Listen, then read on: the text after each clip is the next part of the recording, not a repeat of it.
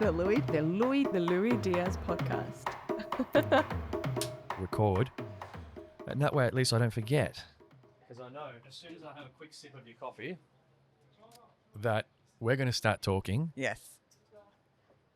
You get lulled into that sense of, Oh, yeah.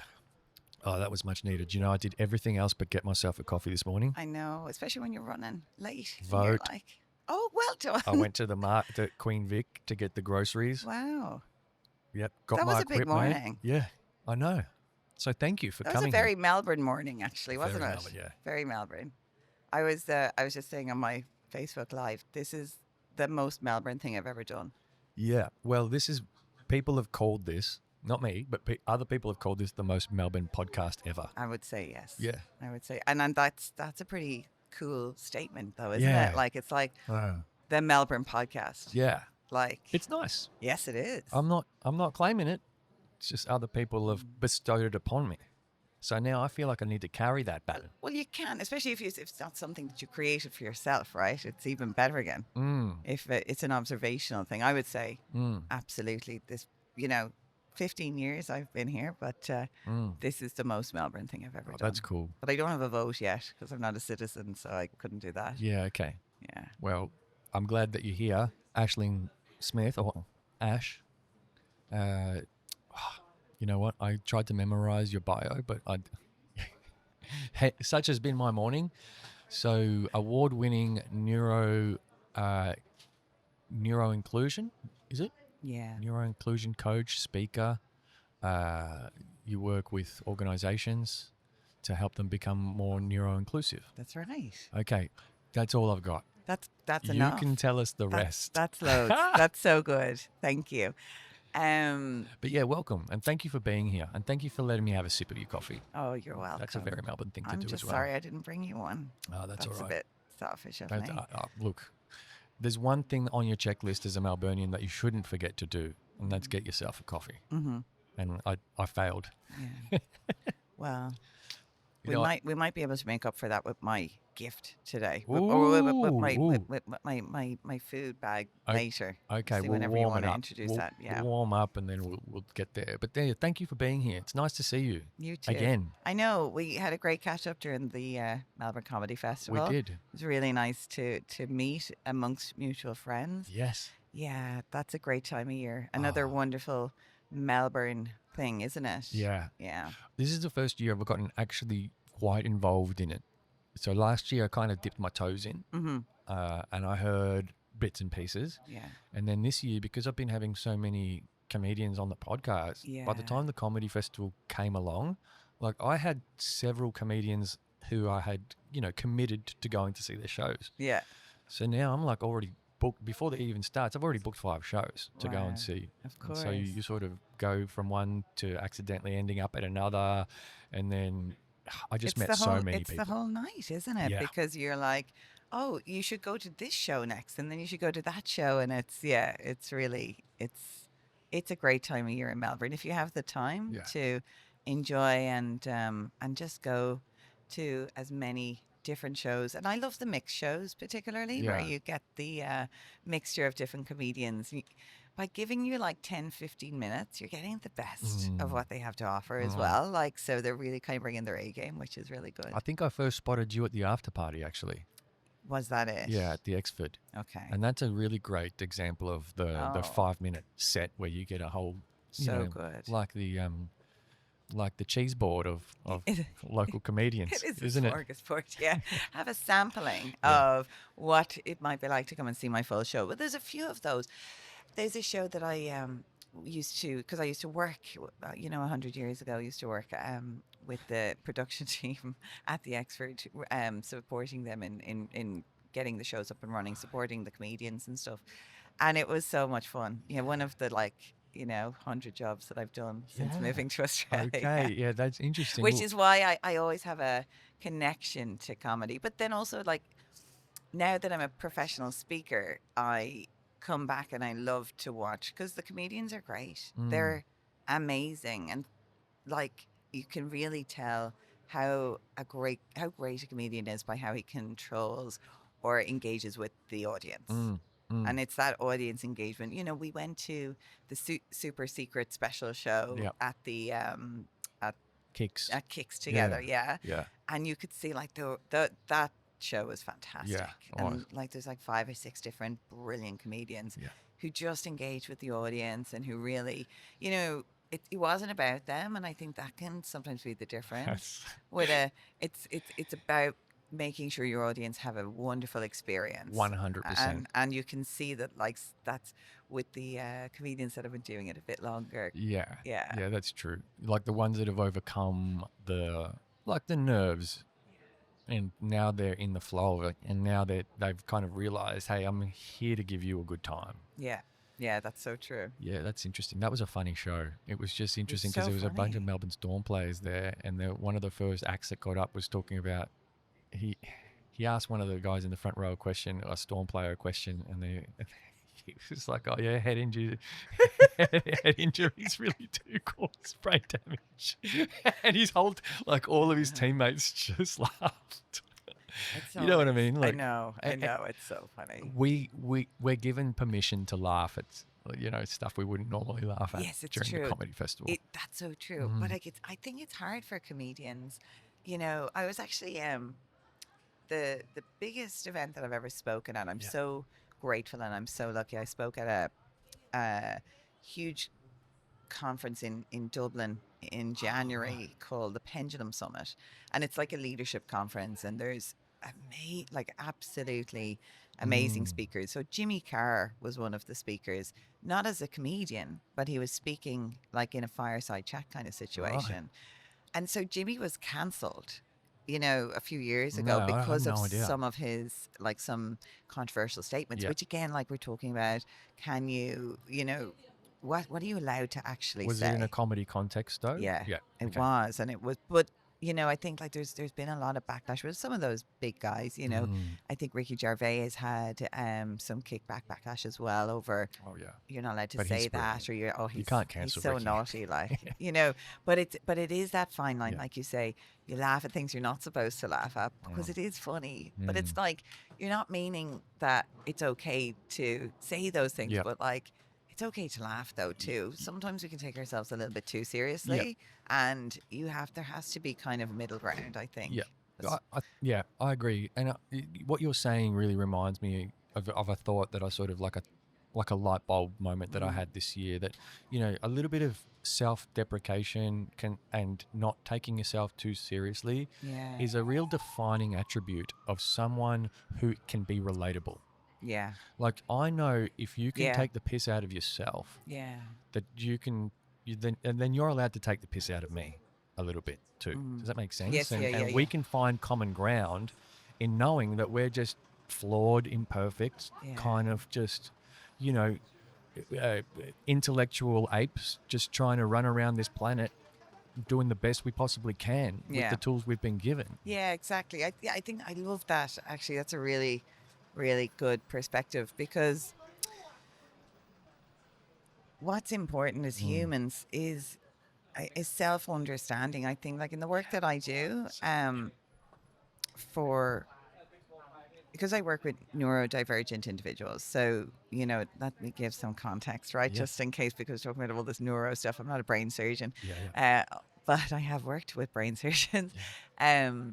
Neurodiversity is the diversity of human brains. So we have many, many different types that make up all of us here on the planet. But neurotypical people would be 80% of the population, let's say, who have brains who think typically in kind of a linear fashion that is relative to the way that the world expects us to act and behave and do things. Then you've got neurodivergent people, which make up about 20% of the population, whose brains diverge from what's considered to be typical or normal or in that kind of remit. So within that 20%, within that neurodivergent populace, you've got autism, ADHD, dyslexia, dyspraxia, schizophrenia, bipolar. Like, there's so many neurotypes, so many. And it's not to say that neurotypical people don't think differently, because of course they do too. But when you know who you are, and there's a lot of talk about labels and, you know, we're labeling everything. We shouldn't be labeling, but it's not about the label. It's not about saying, hey, you know, I have autism or I have ADHD, therefore, like, I need special help or attention. It's about knowing I have autism or I have ADHD or I have dyslexia. So I need support in certain areas. I'm going to think in a certain way that's different. I'm going to do this a little bit differently. I'm going to, you know, behave in some instances a little bit differently. But looking at ourselves, when you can see past the label and identify with the characteristics and the traits that define you within that, Yeah. then you can become you. Yeah. And it goes down to that, like, then you can become self-depreciating. Yeah. Then you can have a bit of crack, you Yeah. know, as you say, and you can have a bit of crack with yourself. Like I always, when I do my talks, it's like, you know, I'm definitely far from perfect, but at least I know who I am. Yeah. And that's like a really important thing. Yeah. Because in knowing who I am, I know where my needs are. I know like where my limitations are. I'm not pushing myself too far. And I can support myself and then be a kind of a better human, or again, like a better friend, better parent, better crack in general, like as a person, than not knowing who I am and then just being a bit of a, you know, see you next Tuesday instead. Yeah. Yeah. Yeah. That's one potential, you know, road that you can take, is to be a see you next Tuesday. The other potential road you can take is to be a chronic people pleaser. Yes. Or, Yes, 'cause I that's was so true. watching Yeah. one of your reels, and you were talking about this very point. In that reel, you were talking about knowing yourself is like one of the greatest gifts that you can develop in life in general, but especially probably for a neurodiverse person. Yeah. You know, to understand, you know, what your strengths and weaknesses are Yes. in context of the arena that you're playing in as well, Yeah. which is another really big one that I think about a lot. But oh gee, I forgot where I was going with that. That's all right. But it was just knowing yourself, I think. Yeah, knowing yourself is And people pleasing. Yes. and people pleasing. Because if you don't know yourself, and and in that, I think it was in one of your reels. That's right. Now we're back. Now we're back. We're back on track. The All coffee right. has kicked in. In that reel, you were talking about growing up in Ireland, and you were Yes. talking about how yeah. you like it's all about fitting in, and in the fitting in process, what you end up doing is masking a lot of, you know, maybe what you would call it, because maybe you haven't identified yourself yet. When you're masking, what it is that you're potentially holding back any inhibitions that you Yeah. have. Yeah. Like that's what masking probably looks like in the pre-understanding phase. It's like, oh, something doesn't feel right, but doesn't matter. I'll go along with it anyway. Yeah, that's right. You kind of, all of your gut instincts, you just kind of dismiss them. And you just kind of think, nah, doesn't matter. I'm just going to push through, it's not healthy. Yeah. I think, you know, and as you get older, of course, too, it changes. When you're young and you're just trying to fit in, and it's like the hardest time in your life is that, you know, I'm glad that it was hard to be a teenager when I was a teenager, but I'm glad I'm not a teenager now.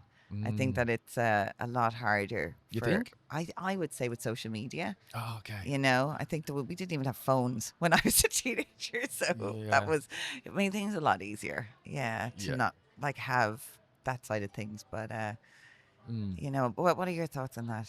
Did you say no? Well, I've got a teenage daughter. Oh wow! She's Yes, that's right. turning 17. So I don't know, because I'm not there with her every day, it's hard to understand the impacts that it has. But to me, like sometimes I look at that generation and I see them looking at us. You know, you know what I mean? I do. You know exactly where I'm going with this. I work with lots of teenagers and like that, that generation a lot in the workplace. Yeah. And so like your parents are always uncool.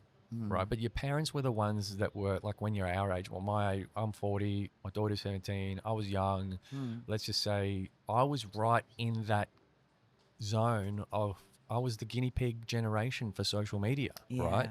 Because as soon as it was, you know, brought out into the world, I was in that generation that we just found our independence. We just left school. We're in university, and now we have this epic social tool that we have now on our smartphones, which also happened to coincide with that. So the iPhone came out in 2008. Facebook came out in 2004. Yeah. So now we've got this exacerbated, like, hectic revolution in the way people socialize, right? And it all happened at that one time, and it was all also an experiment. It was. Right?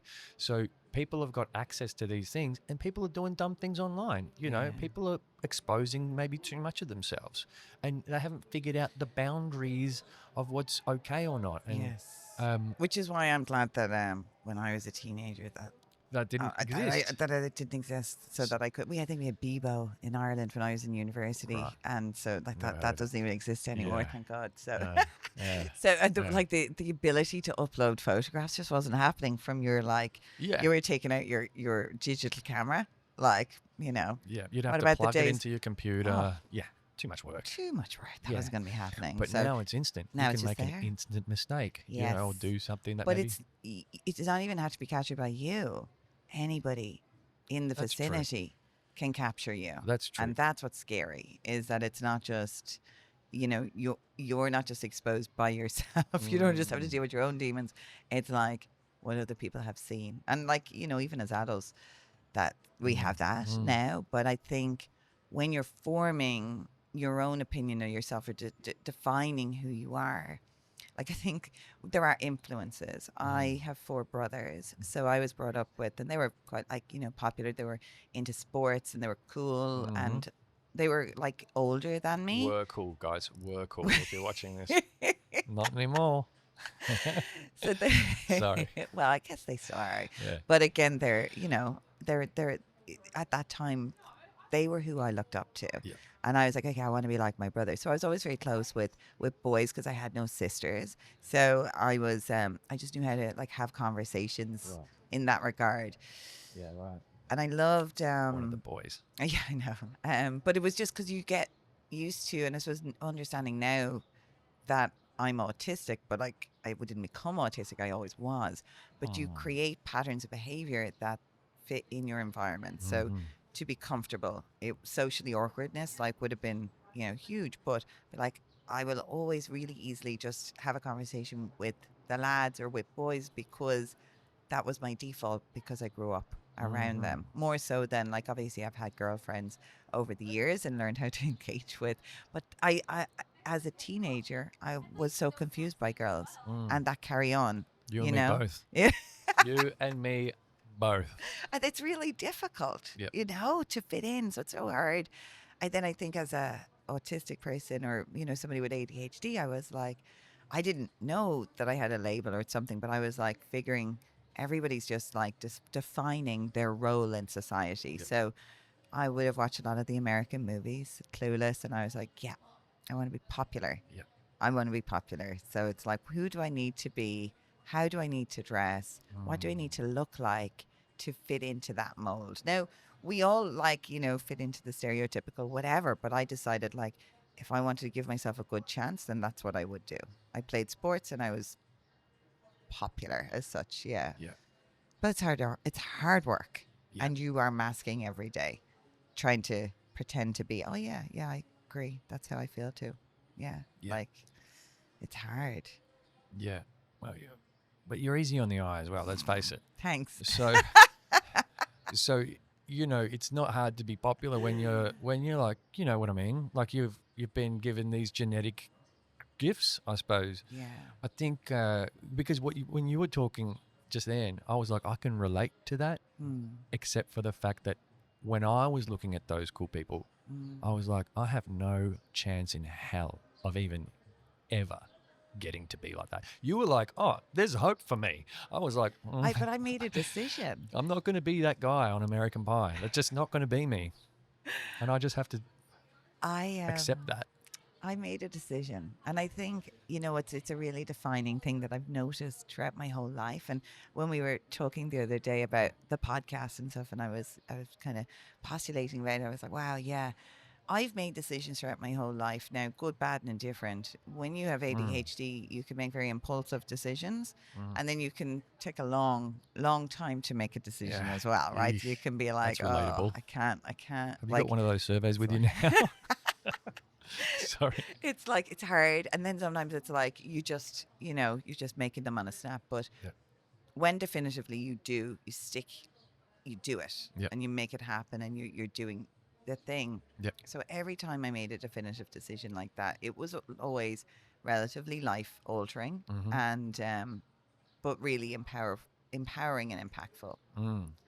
Yeah. Well, that's. But you I made a mean, that's. decision before. You said, I'll never be one of Yeah. those. Yeah. So you're creating your reality Yeah. with the words that you're using. I would say, yeah. There's a huge element of truth there, Mm. or even just like thinking about who I was back then. I was just doing the best I could. Yeah. I just knew I wasn't like I grew up in a household where we didn't have the same sort of economic status as some of the other families. So, Yes.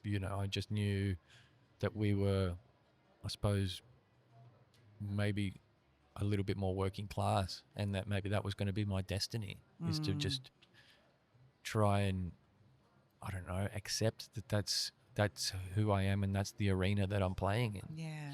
And That's- not try and be the cool kid, even though I did try. Like, I Yeah. totally tried. I was wearing my aviators, driving my car around with the window down, and It's pretty cool to playing have my. a car when you're in school. Well, that was just after school, but I had my music pumping. I felt free and I felt Yeah. liberated from all the need to try and conform. Yeah. I went straight But into that's St good. Kilda, yeah, Yeah. and I felt that was better than That- me trying to figure out how I could be the cool kid. Yeah. I saw other kids Because making it's very that mistake, painful. Yeah. Yeah, it is. You It's a know. lot of pressure. and I was like, mate, no, that's So, not so you enjoyed your school years, teenage I years? suppose I did. Yeah, I suppose I Yeah. did. But Because you didn't try and conform. I loved that. well, I just knew that I had other gifts Mm. that I had a situation that was just there. That was it. Yeah. Yeah, I couldn't conform. That's the thing. I just couldn't. My situation didn't allow me to. So I just did the best with what I could. I love that. Yeah. I think it's really important. Yeah, I don't know how I did it, but we talk about kids. We were talking about kids today, and I Yeah. think my point before that I was going to make was that, so in this laneway we have a lot of tourists, right? Mm. And like some of these tourists, they're bringing their kids with them, Yeah. and they take incessant photos, like Yeah. just again and again and again, and you can almost see that cute little girl over there with the, she's perfectly dressed up, and Yeah. parents have dressed her up for the photo shoot, Oh, yeah. and you can tell she's just fed up. Now, Yeah. I'm imagining that little girl, maybe, I don't know, 10 to 12 years down the track, Mm-hmm. going, I hate these things. All my parents Yeah. ever did was like put that thing in front of me and make me Yeah. pose for that thing. So when I talk about we were the guinea pig generation, Yeah. and am I really worried about the next generation and what's going on and access to smartphones and that? Yeah, there's reason to be concerned, but also I look at it with hope and go, no, we always want to do the thing that our parent we want to not do the thing that our parents did, because parents are Yeah. uncool, Yeah. right? And our parents were walking around using Facebook and Instagram and doing texting their friends and that. I don't want to be like there's gonna that. be, what's the next thing? What could it be? But like, look, and you look at like how strange it was from like our growing up Yeah. to now. Yeah. In like one generation, That's true. Yeah. to having no phones, to having your life is ruled by a phone. Yeah. How could you ever not have something in your pocket that can control your life? Yeah. But imagine you're a 5-year-old and you're tired and you're hungry and your parents are doing a TikTok dance. You know what I mean? Your Maslow's hierarchy of needs aren't Yes. being met. No, they're not. And now you have this thing to blame Yeah. for it. Like, You- you're going to grow up Hating it. hating it. Yeah, you will. And so that's kind of the... And moving away from it. Yeah. But look, that's good though. That leaves hope. Exactly. Doesn't it? It's hope for the next generation. And that's me. That's My the way son is 8. Oh, is he? Yeah.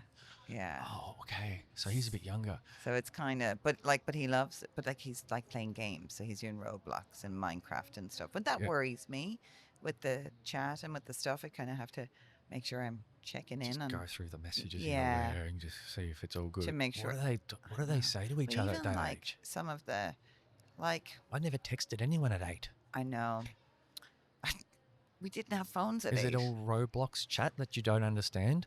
It's talking about the games that they're playing and stuff. Great. Yeah, That's good. it is good. It is, but Yeah. it's like as it is worrying as a parent. There's so many different layers of it. Like, and I'm sure our parents were worried about us too. Well, but we would go to there's school. different things. We you would go know? to school and say all that stuff. Oh, you should have seen what I did in the shower this morning. I did the Yeah. helicopter with my dick. You know what I mean? You know what I mean? Look, we were doing that in the playground. Yeah, right. Now we don't have to wait to get to the. They don't have to wait to get to the playground anymore. You see what I did? Yes, But then- but then it's like, But you can see what they're texting each other. yes, you can. So Yeah. you know it's totally innocent. Yeah, yeah. As long as you can be cluey enough as a parent Yeah. to know what's going on. That there's like, this is the level of conversation that's happening here. There's no other conversation happening somewhere else, right? Like, Yeah. you were talking about growing up where you grew up. Like, I come from the same kind of a background, but it did, again, I wasn't limited by that because I had aspirations and dreams. I was always very like, oh, people would say, oh, you're way in your own fairyland. But I'm from like rural Ireland. Where? So Like, I'm from put it on the map. County Cavan. where's that on the So- Irish map? It will be near Northern Ireland, Right. on the border of Northern Ireland, Right. but like an hour from Dublin. So Oh, okay. closer to the East, east northeast. coast, northeast essentially. But it's quite a long county. As I said to you, 365 Which lakes. is unbelievable that you could one fit for that every many day of lakes the year, I in know. Ireland. Actually, In Ireland, well, just in one county. Yeah. So lots of fishermen and kayaking and stuff. But it's gorgeous, and I love it, and it's home, and it's country, and there's lots of green fields, and it's fabulous to go home. But like, being here, I love Melbourne. I love the city. I live in Footscray. Like, I live in an apartment overlooking the city. Like, it's so funny when you can when I look out my bedroom window in Ireland, it's like green fields and nothing for days. It's beautiful. But I think sometimes, and it's not everybody, but we want what we don't have, or like we're attracted to the opposite of what we're used to. Yeah. And is Guilty. that pressure or conformity, or is it just that kind of, I just feel like a change? That's a good question. Yeah. I don't know. I don't know what that is. FOMO. I read FOMO. a statistic just yesterday from the Irish government. There are officially the most amount of Irish-born people living in Australia now than there ever was. Okay. 100,000 Irish people. You're kidding. In Irish-born, like, so me, like right. that have come over. Some of my son, I would say he's Irish too. His father is Australian. Right. His mother is Irish. I'm like, you're an Irish boy. Right. He's like, well, I'm Australian, mammy. Like, well, Irish Australian. So He we grew have up to here, work on right? that. Yes. Yeah. Yeah. Was he born here? Mm-hmm. Okay. Well, he's got strong claims. I know. Yeah, but he's lucky to have both. Got to work on that. The Irish passport is the strongest passport in the world. Really? It's the most valuable. You're kidding. Yeah, it is. There's Didn't so know many that. benefits Really? to being Irish. Yeah.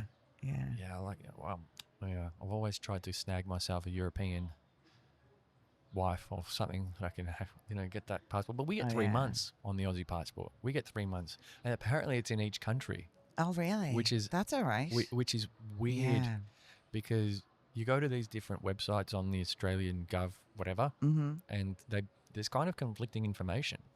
Some of it says that you get 3 months. Like there's a Schengen zone or something like that, Okay. where there's a coalition of countries, Well, but then some is aren't. it the European Union? It's not the Union, Okay. but it's similar. I'm not familiar with that. There's some It sounds countries. Asian, Yes, it does sound Asian, and Yeah. I was confused by it too. but it's in Europe. Yeah, Huh. it's called the Schengen zone, and basically, pretty much most of Europe is signed up to it, except there's a Yeah. couple of countries that aren't.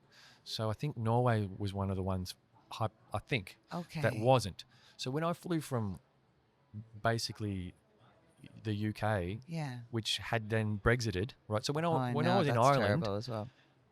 I was in Where Europe. did you go in Ireland? Uh, where did Tell I me go? what you like most about my country. Well, I landed in Dublin and went straight out to Sligo. Oh, really? Yeah. My brother lives in Sligo. Oh, yeah. I love it. So you get the Yeah. train over, No, we got it. The drove ex. over. I Yeah. was with an Irish woman, and her mum Ah, picked us up. very good. Yeah. And where in Sligo did they live? Ballisadaire, which Okay. is I'm not familiar. about 20 minutes, maybe south Mhm. of the main Sligo city. Yeah. My brother lives in Strandhill. You probably went there. Of course, I went Oh, there. gorgeous. Are you kidding? I know. Did I- you surf? No, of course I didn't surf. I landed in February. Oh, yeah, no. It You're was not like surfing in cyclone. It wasn't February. cyclone. It was like Storm Eunice. Oh, Eunice wow. Was that this year? 2022, Oh, okay. Okay, right. Yes. uh, February's not a good. They had another storm in February this year as well. and it snowed and everything, and it was Yeah. beautiful. Oh, the snow in the mountains there is gorgeous. Yeah, Yeah, yeah. Sligo's stunning. But Really I mean, I could nice. live at the Strand Hill pub. Yeah. Oh, you know. Yeah. yes, that's a great pub. Oh, how Really, good is it? really good. I felt so at home. Yeah, I love it down there when I go home. I feel like my brother. Yeah, he picked up a Can't believe piece you of know it. paradise. It's gorgeous, Ah, and I There's do a golf plan. course there, the surf club there, the pub. So I have a 40 before 40 bucket list. So I'm Right. turning 40 in September. Oh, you are? I am, and 40 before to 40. yeah. So I've been working on this for a couple of years, and it's a way to achieve your goals, or Yeah. do the things that you want to do, kind of pushing you I love that. into doing things, because you keep looking at your list, you're like, oh, I haven't done that yet. Yeah. So one of the things was to learn how to play golf. So I'm actually signed up to golf lessons for May. So this month I'm going to learn how to play golf. I Okay, just great. want to play, see if I like it. Yeah. Of Of course. because I'm in business, so I figure it's kind of good good- to it- learn. Apparently, it's the number one place to do business To do development. business. There you go. So you got to know how to do it if you want to I can't at play least golf try. to save myself. And then the other thing that I've made a decision, I'm going home in June for a little holiday, and I'm gonna learn how to surf. You're kidding. I've At lived in Strand Hill? Australia. Yeah, I am. Oh. I've lived in Melbourne for 15 years, and I've never surfed, like ever. Never stood up in a surfboard. I don't know why. So I'm gonna go home and do it in Strandhill. 100,000 Irish come to Australia Yeah, and they want to go back home to learn to surf. I know. Well, Bizarre. that's just me. Like, I should have done it, but I'm under pressure now because it's like the time is ticking. So I'm like, what's going to be achievable? So it's I'm kind really of like, okay, you need to get, Yeah. get your ass in gear and start ticking off these Mm. goals. It's kind of like a bucket list. And You're better off surfing here in the winter than over there. you reckon in the summer, The Atlantic is freezing, they're having a heat wave at the moment, which now. is like 4 degrees. 20. It's 23. You're kidding. It's 23. They're like, they can't cope. It's Yeah. like off the charts. Yeah, right. Heat stroke. I know, but like, it is. Have you ever been there in the summer? No. Well, I didn't. Well, It's a very special place. I in the went back summer. there it was May. It was probably May. So it wasn't even summer yet. Yeah. And then I never May saw is it in the nice. summer. Well, it's May at the moment, and they're having a heat wave. But we had plenty of, when I was growing up, plenty of summers that weren't summers, that it would have rained all summer and, misery. But when it is nice in Ireland during the summer, it's just beautiful. Oh, It's it's a like no stunning place on country. earth. And like everybody feeds off. So you go, like in Dublin, like the Yeah. pubs are overflowing. Like, laneways like this would be like, massive, just overflows from yeah. the pubs. Everyone's Oh, yeah. outside drinking. Like, it's just, Yeah. anything goes. Dublin. It's just How good's fabulous. Dublin? So good. Yeah. So good. I was there at So Temple much fun. Bar, and I went to the Guinness factory. Mm. I spent a little bit of time in County Leitrim Oh, as yeah. well, and then That's right beside Cavan. I spent a night Yeah. in Westport. Oh, that's lovely. Yes. I spent a Mayo. night in Did you go down south at all? Down to like Cork or Kerry or just took the ferry. Galway's pretty good too. Yeah, I was in Galway. Yeah. Galway's a great. Stunning. It's a great, How like, good is the atmosphere great there? crack. Yeah. It's real. Like you want to kind of get up and dance. It's kind of like around Key Street there, Shop Street in Galway. Like, it's just fun. Yeah. Whereas yeah. this is almost like a Irish tourism Yeah, podcast now. Absolutely. We- Well, like, it's a, Want like to do the same for Melbourne. it's a stunning country. That's the thing. You were saying, Yeah. I love going home. I love my home Mm. before, and I was like, yeah, not enough people talk about how beautiful Ireland is. And so when I was there, because I don't really have a filter. So that might be another thing on the checklist. The ADHD checklist, yeah. yes, no filter. I was just in the car going, oh my God, this place is stunning. This place is beautiful. And like my ex-girlfriend was like, right, that's enough. Yeah. You've said that too many times now. And her friend who was driving us was like, yeah, are you just this doesn't sound authentic. And I was like, are you kidding? I've never seen greener grass No. in my life. That's the thing, like, because you Open don't. fields, Yeah. mountain ranges, like small ones, but you know, the ocean, like the way the Atlantic crashes on those Yeah, rocks. no, the West. Are you kidding? The wild Atlantic way. Oh, Yeah. it's something else. It- yeah. I just thought I was in heaven. Did you do a lovely thing to do actually along there, County Clare, is to take the boat out to the islands? No, I That's was a in lovely Clare thing for to half do. a day. It's like you're on where, like, you know, the cliffs of Moher, Yeah. and then like you're like literally afraid of your life that the boat is going to crash up against the cliffs. Right. And then you take it out to one of the oh my God, I can't even think of the name of the islands. That's pretty bad. Yeah, I know those islands. The Aran Islands. The Aran Islands. Yeah. Yes. And it's a fabulous thing to do. No, I didn't Yeah. do that. I got very much a taste test Yeah. during my sort of road trip through there. Yeah. And And it's then- hard then, you know, you were there with your girlfriend who was going home to visit her family. Yeah. When you go home to visit family, Yeah. you spend so Your much time with family, family. thanks. Yeah. You're visiting all the cousins and the aunties and the uncles, and you're doing all the, Yeah. It can be hard to do touristy things too. Yeah. We broke up. Yeah. So, Oh, yeah. sorry. But At least you got a trip to Ireland out of it. I got an you amazing know? trip. to That's Ireland. good. Yeah. And it's nice to go with a local too. Yeah. Mm. That's the way I like to travel. Yeah. Where were we? Where were we going? Because I did want to. You know what? I was actually thinking this whole time you were talking. Is that enormous coffee of yours getting cold? It is. But can I? Is it time to Why not? bring out Sure. my? It's never not time. It's not. It's still warm. Let me hold that. So I had a. Okay. Hold it.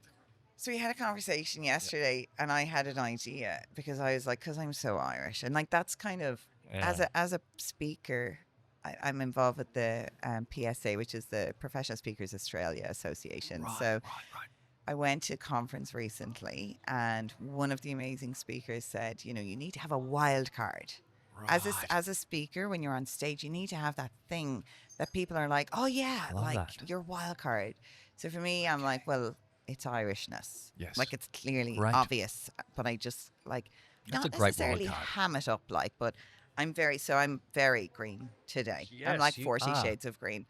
But my green and pink are my brand Right. colors. Yes, they are. So everything for me is just kind of like a little bit of shamrock, a little bit of green, a little bit of with the with a spark of pink for femininity. Very nice. Okay. Now you set the So, scene pretty well. I did a little bit, right? But Yeah. we had our conversation. So immediately I thought, well, if I have to bring food and I don't have time to bake soda bread, which is the Irish bread, but I know. Is that it? Sorry, Okay. didn't have time to do that.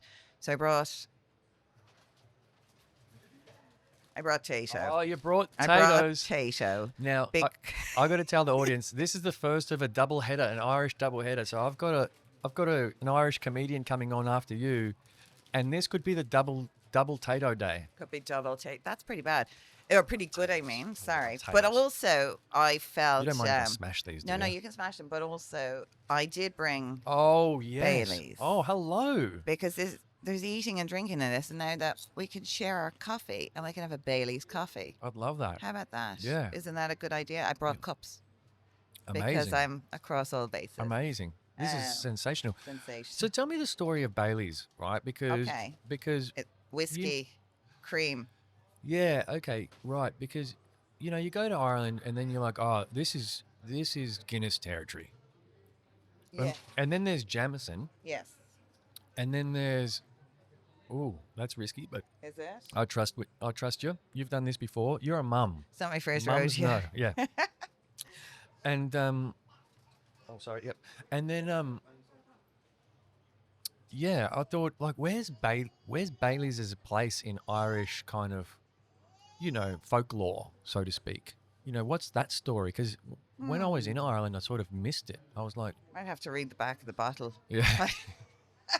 I'm not sure we'll be able to read after this.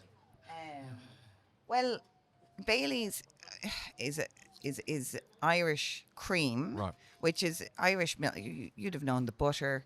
Kerrygold is one of our biggest exports around the I have world. no idea. It's Irish butter, and but it's gorgeous because of the Irish milk, which Irish chocolate. God, I'm so Irish milk from Irish cows from that are Irish eating cows. that amazing That amazing Irish green grass. grass. From all the rain that we have in Ireland, which is, we complain about the rain, but we wouldn't have beautiful green grass if we didn't have the Yeah. rain. Therefore, we wouldn't have the beautiful cows that make the beautiful milk and the beautiful butter Yeah. and chocolate. Mm-hmm. So our chocolate tastes different because Really? of the milk. Yeah. It's definitely got a I lot didn't of know Ireland for hugely chocolate. different, Yeah.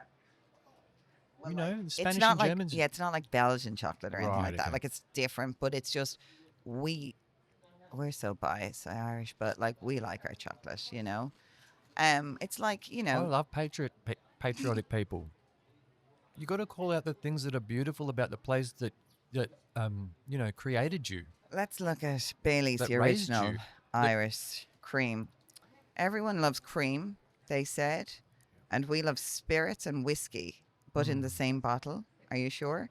Yeah. We just smiled. Bailey's, the original Irish cream. So it's whiskey and Right. cream. I had So no it's idea. oh, you didn't know? No. Yeah. So that's the thing about it. It's the whiskey, Well, this is a treat. which is why it's combining two of Ireland's greatest products. Fantastic. Potatoes and Yeah. mm, Eating and drinking. fantastic, You're Ash. welcome. Well, thank you. Yeah, it's a real pleasure to be here doing this with you.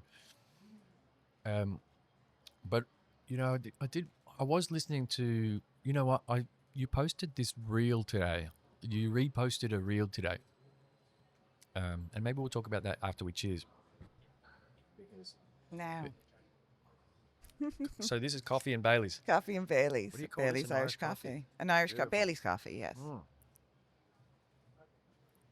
That's why you got the extra large coffee. It all makes sense now. You're welcome. Fantastic. So calculated, so I know. professional. It's a little bit colder than it Magnificent. probably should be. No, I love it. And if I was making it at home, there would be cream on top as well. But look Oh. we got to do the best we can in the laneway, Beautiful. No, you've done all right. amazing. Thank you so much. You're so welcome. It's delicious. You reposted this reel today of a gentleman telling the story of Richard Branson Oh, yes, yeah. starting. Did you? Yeah. So you're I love, and you wrote something on that. That was like, is this? dyslexic thinking. Yeah. Yeah. And the power of dyslexia, really. Richard Branson's a huge advocate for Is he neurodiversity. He's dyslexic or something? dyslexic. He actually credits his dyslexia to his success. Because if he thought linearly, or if he didn't have dyslexia, because people sometimes think dyslexia is just an inability to read like everyone else, or an inability to see words, or an inability to write, a learning difficulty. But there are so many nuances Right. to every neurotype. That's the thing. Sorry, So crunchy. But couldn't help myself. there are so many nuances to all the neurotypes, and dyslexia is one that, if you want to know what somebody's experiencing, you need to ask them themselves. Yeah. Okay. And with him, it's like that big picture thinking, that ability to, he pushed through, and the story of the reel that I posted, he was talking about, it was about when he set up Virgin Atlantic, Yeah. or Virgin Airlines. Airlines, and how he kept ringing Boeing looking to rent a plane. Yeah. And it's just So wild. It's just that, and they were like, "Who are you? The only people that we rent planes to is British Airways, and you are not them." Yeah. And he's like, "Yeah, but if you were," and it was tenacity, and it was that go, do, just not stopping. I have something in my head. I'm gonna stop at nothing to do this, to make this happen. Yeah. And he did. So you recognize that as one of the potential, virtuous symptoms of someone with like a neurodiverse way of thinking. Neurodiversity is like a very broad blanket. Yeah. And then within that, specifically dyslexia. But then you're attributing that tenacity It's one of, to have. because sometimes in life you can get dealt a difficult hand, and you can make a decision to fold and say, I'm out, or you can play around it. Yeah. And I'm not saying that dyslexia is a difficult hand, but to some it can be. Yeah. I know one of my brothers, well, three of my brothers are dyslexic, but one left school at 15 because he's like, nah, this is not working out for me. He went, and I tell the story all the time in my trainings. My mum put him into a plumbing apprenticeship, became a plumber. He got the green card lottery and he moved to New York. So he was very lucky. He was 17 and he got a green card ticket to, Ireland. That was Ireland in the 80s, early 90s. Wasn't a great place. It was, quite, there wasn't much work. It was quite grey. So much work. Everyone's coming to Ireland to work now. It's an amazing place now. But at the time, Irish people went to America or Australia. Yeah. But he went there without great ability in writing, reading, etc. But he was brilliant business person. Right. What He was a plumber. Yeah. That was his trade. But he had this ability to pattern recognize and to see things and to be able to get things done in a way that others couldn't. It was just how his brain was wired. Yeah.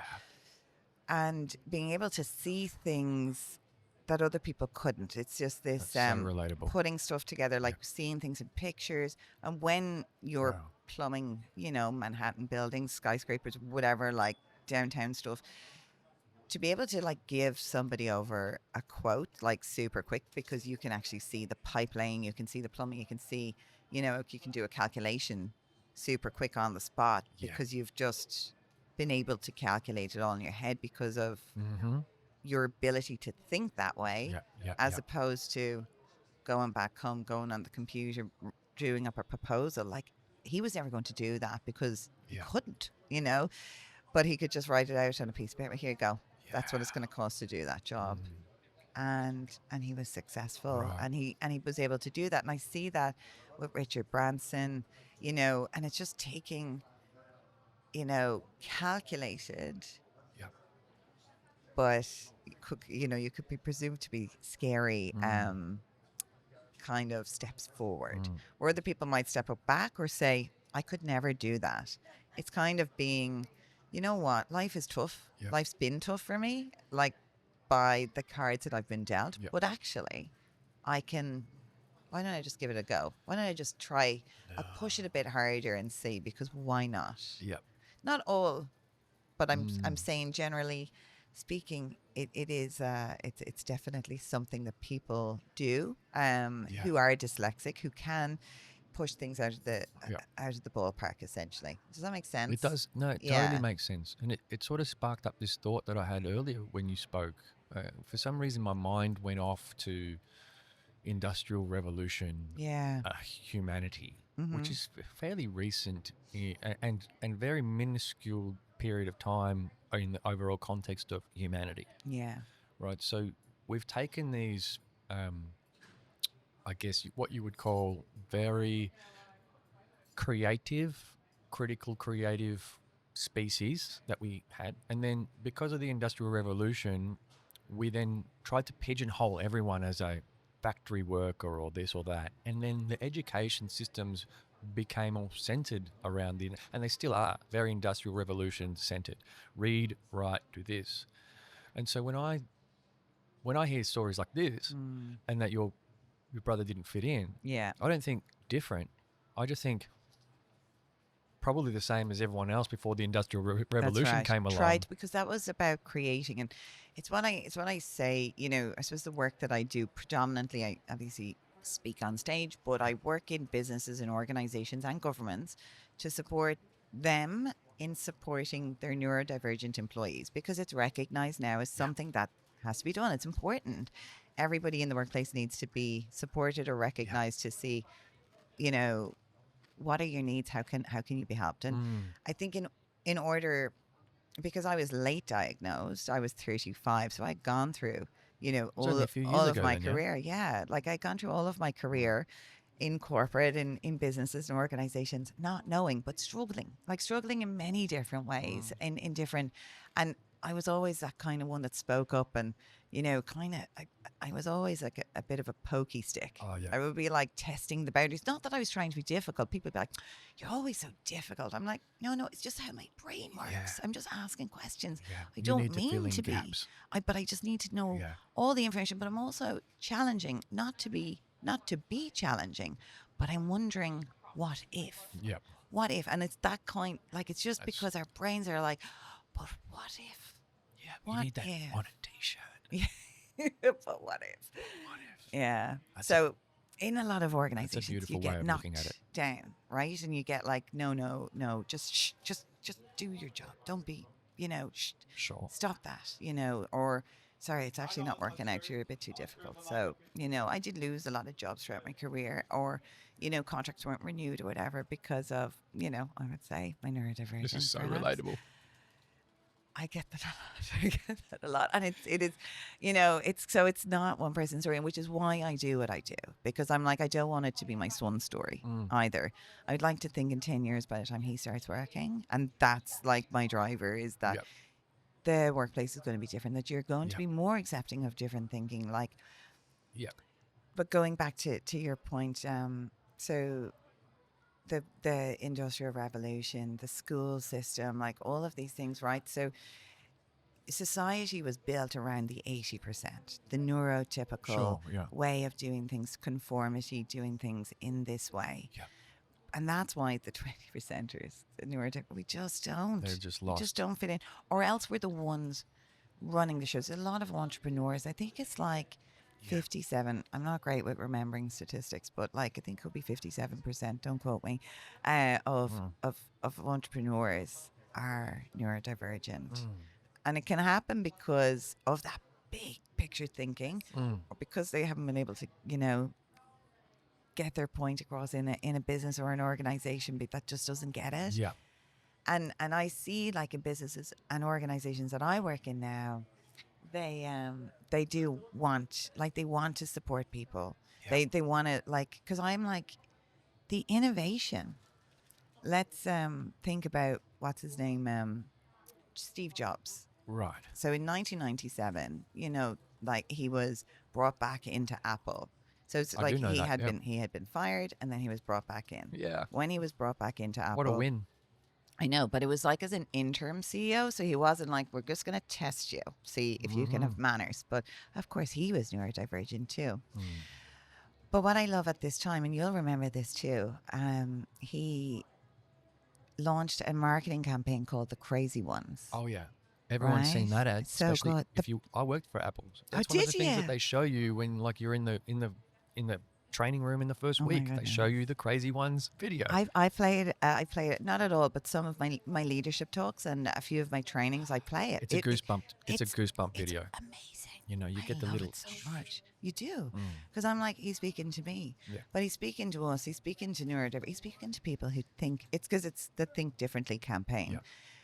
And so I don't need to tell you what happened next. That with the launch of that campaign and focusing on, you could say he focused on the 20%.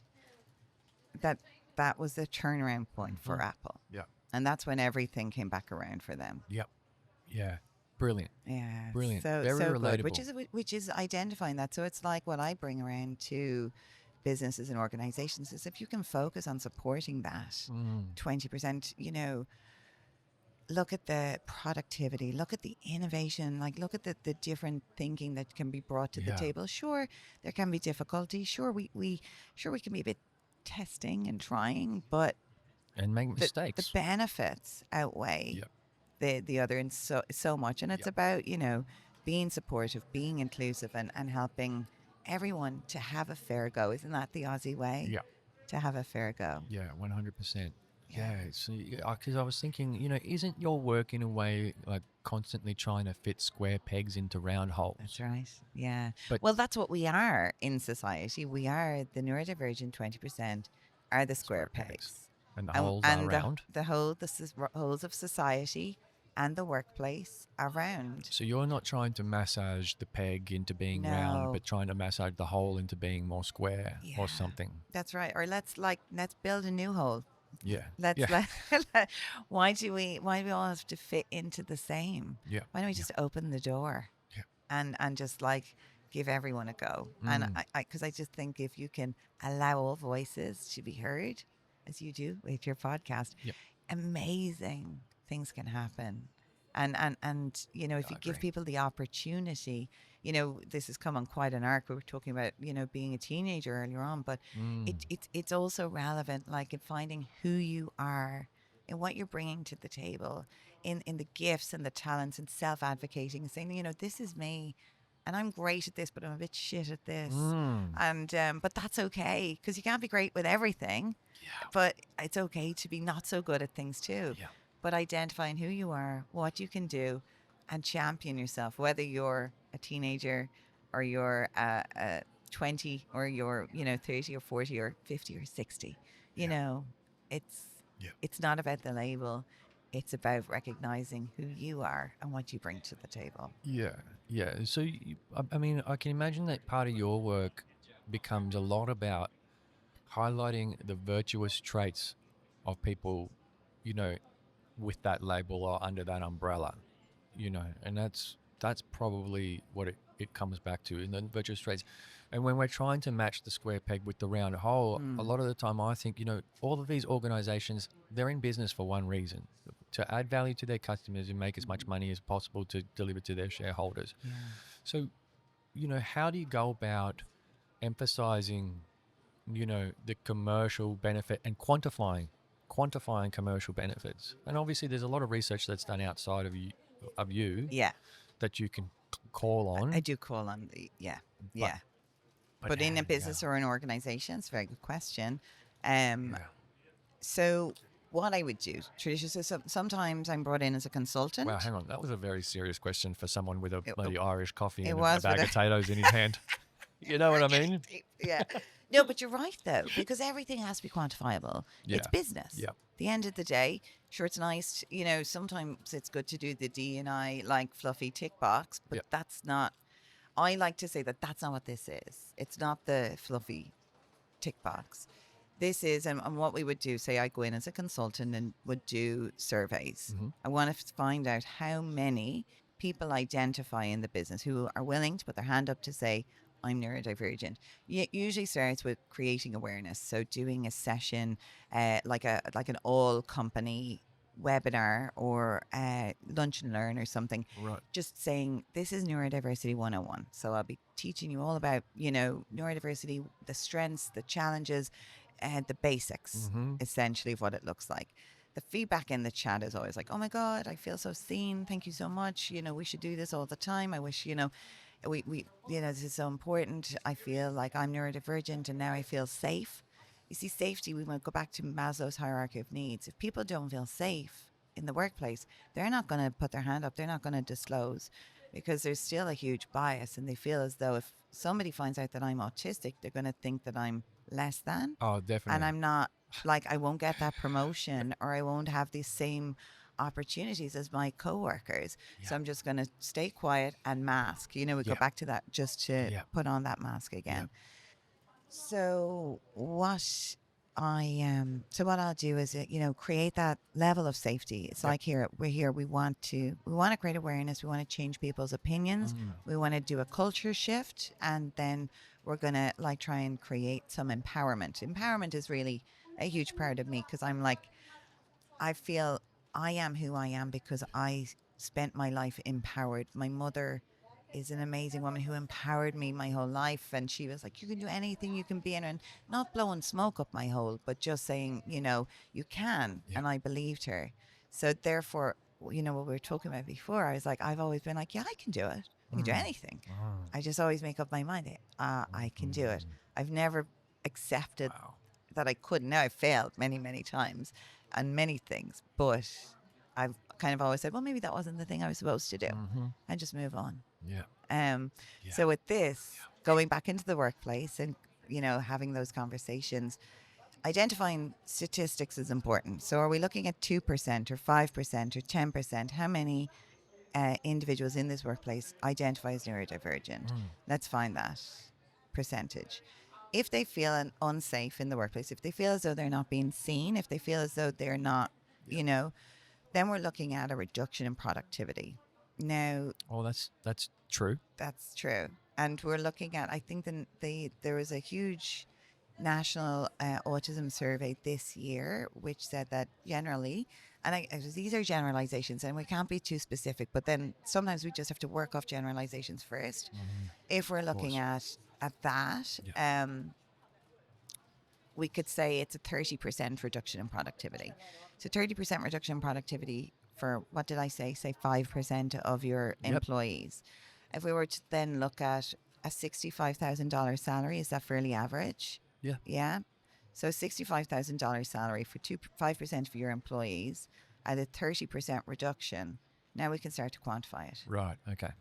in productivity, right? So now Yep. we can actually, now we can put money to that. Yep. And that's what I love. So this is where I was like, I'd love to get my hands dirty now and say, okay, right, now let's get to work.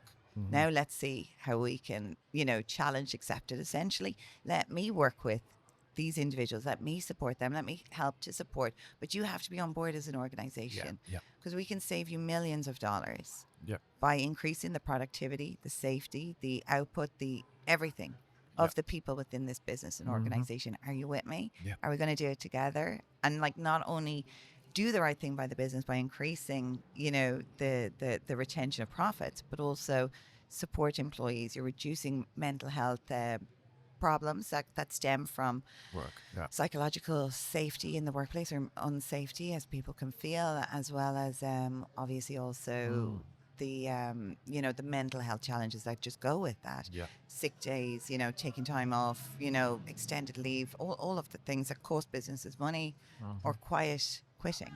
Yep. Yep. So you can Yep. counteract all of that, and that's where it becomes quantifiable as Yeah. opposed to just a nice fluffy thing. Yeah. Yes. Yeah. Okay. Thank you. You're Because that was a welcome. big gap for Yeah. me. Okay. I don't like to share those secrets too often because Well, it's like that. of course. But that's all right. We'll But just, it's important to know yeah. that that you've thought that through, and there's a way for you to have those discussions with those C levels or whatever. Yeah. That whether they're going to ask you these questions. Yeah. And what's the size of the prize? Is like what know. a former product manager that I used to work under used to say, what's the size of the prize? Well, ultimately that's what business really cares about, and unfortunately that's kind of where it starts, but the consequences of the work that you do end up having a Yeah. positive impact for individuals as well. Well, of course, for their families, because Their I'm families. just so autistic, right? Like, because I think about things, it's like on the global scale, and it's not like just like, oh, just it's nice for this person. It's like everything is always Part of an bigger. ecosystem. bigger, like Yep. it's bigger, bigger, bigger. So Yep. I make it to be, too big sometimes, right? Yeah, So yeah, same. if you're having a bad time at work, if you're stressed, if you're under pressure, if you're burnt out, if you're really, feeling bad in life, Yep. then when you go home to your wife or to your husband or to your partner or to your girlfriend, your boyfriend, your kids, you're bringing that home with you. Oh, of course. You're bringing that home, and you're bringing that, and it's affecting them and their life and how they enjoy their life or don't, or whatever's going on. So Yep. it has a ripple effect. It has an effect on the people that you have road rage with when you're in the car. That's a big thing in Australia. That when you're, it's the people that you meet in the train. It's if you're happy and you're, and I don't mean to be like, fake happy or whatever. It's just about being in a place where you're actually enjoying life, and you're like, yeah, If you feel this safe. feels safe. The hierarchy of needs. Yeah, if you feel safety. safe, you're more inclined to smile at someone. Yes, and that's contagious. Yeah. As opposed to if you feel like you've been hard done by and people don't care about you, and nobody in the world is against you, then you are more likely to take that out on the world. And then I suppose the other thing is, the worst thing that could possibly happen could happen as well. Yeah. And we don't want that. So for me, it's like, this is not just a nice thing. It's actually potentially life-saving, and it's changing the ecosystem of the environment in so many ways. So it's quite deep on many levels. It's big. Yeah. Yeah, it I'm is. so grateful. I Yeah. feel so lucky to do this work and Yep. to support the people that I do and the businesses that I work in. So I'm very, very happy in that regard. But we touched on earlier that you've had many different jobs, right? Yes. Which is something I said was relatable. And then you've also mentioned that your diagnosis came around 4 years ago, ish, 4 or 5. And so, what led you to be able to step into this work? You know, how did that journey begin? Oh, yeah. And It because began. I can tell that it feels Yeah. right for you. Yes. It feels right. I can see the big smile radiating off your face, right? And that's great. When someone talks about their work, how like to see the joy that you have, that it brings you, like that's magnificent.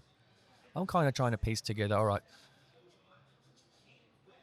so what was the journey before getting into it and then Yeah. getting into it, like to the point where you're like, I found my thing. I know, it's so funny. It's been a journey. Like that's what it has been. And I think it's really funny because you don't know how you end up in the place. Like some people just do a degree and then they become an accountant and then that's their life, or a lawyer, you know, doctor, whatever it might be. My path was not linear. It's been, very interesting. Yep. I'm not going to go way back because we'll be here all day. Yeah, and sure. you know, not that I would mind that because this is fabulous. Yeah, this is fun. But so I was on The Apprentice You're kidding. 13 years ago. What, the Aussie version? No, the Irish one. Right. Oh God, I think it's 14 years because I'm here 15 15 years. I was years. here a year, went home, did it in Ireland and got fired. Was the first one fired. So embarrassing. Oh, wow. So embarrassing. You never want to be first one fired. I know, it was so bad. But it was...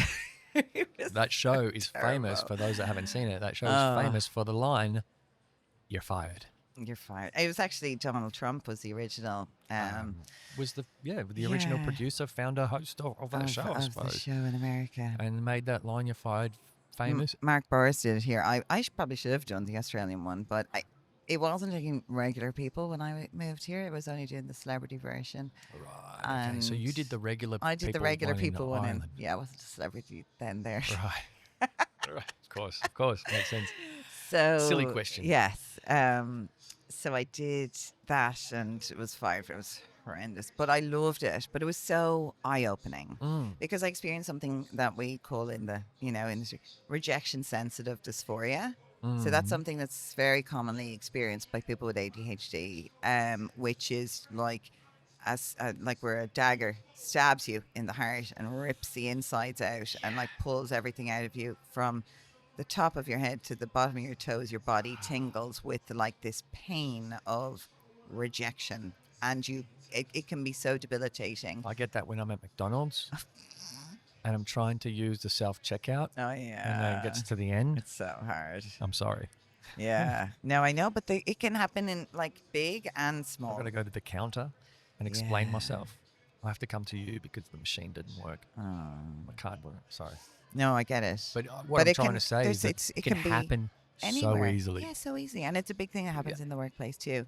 But I didn't know it, obviously, at the time. But that's what it was. Now, upon reflection, hindsight is a great thing. So I look back and I was like in a funk because I said I've always been like very chipper and very like positive and always kind of thinking, anything can happen. It was like doing The Apprentice. I was like, of course I could do The Apprentice. Of course I could be on the show, of course. So you just applied to I be just on it? applied, and I don't know, like there was thousands and thousands of people, and I'm actually still quite good friends with the producer, that contacted me and hired me. He's the head of programming for Virgin Media in Ireland now, so it's amazing how we all go full arc. And I was on the morning show when I was at home in Ireland the last I time. saw that. Yeah. I saw clips of that. Yeah, and it was amazing because they were like, so what about The Apprentice? Did you know then? And I was like, well, I didn't know. Yeah. But now when I look back at it, I was like, absolutely. I could see where my neurodivergent traits didn't do me, because of impulsivity. So I put up my hand to be project manager first.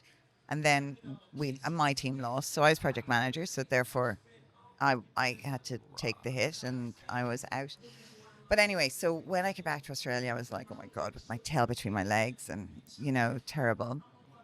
I started personal development, long story short. So I spent then about 12 years doing personal development, attending seminars, events, like, everything was live back then too. It wasn't like online and stuff like it is now. And then like studying to become a coach, doing different courses. And every time, and you'll recognize this, like every time I came up against a barrier at work where they might be like, oh, we're having issues with your communication style. I'd go and do a course in communication.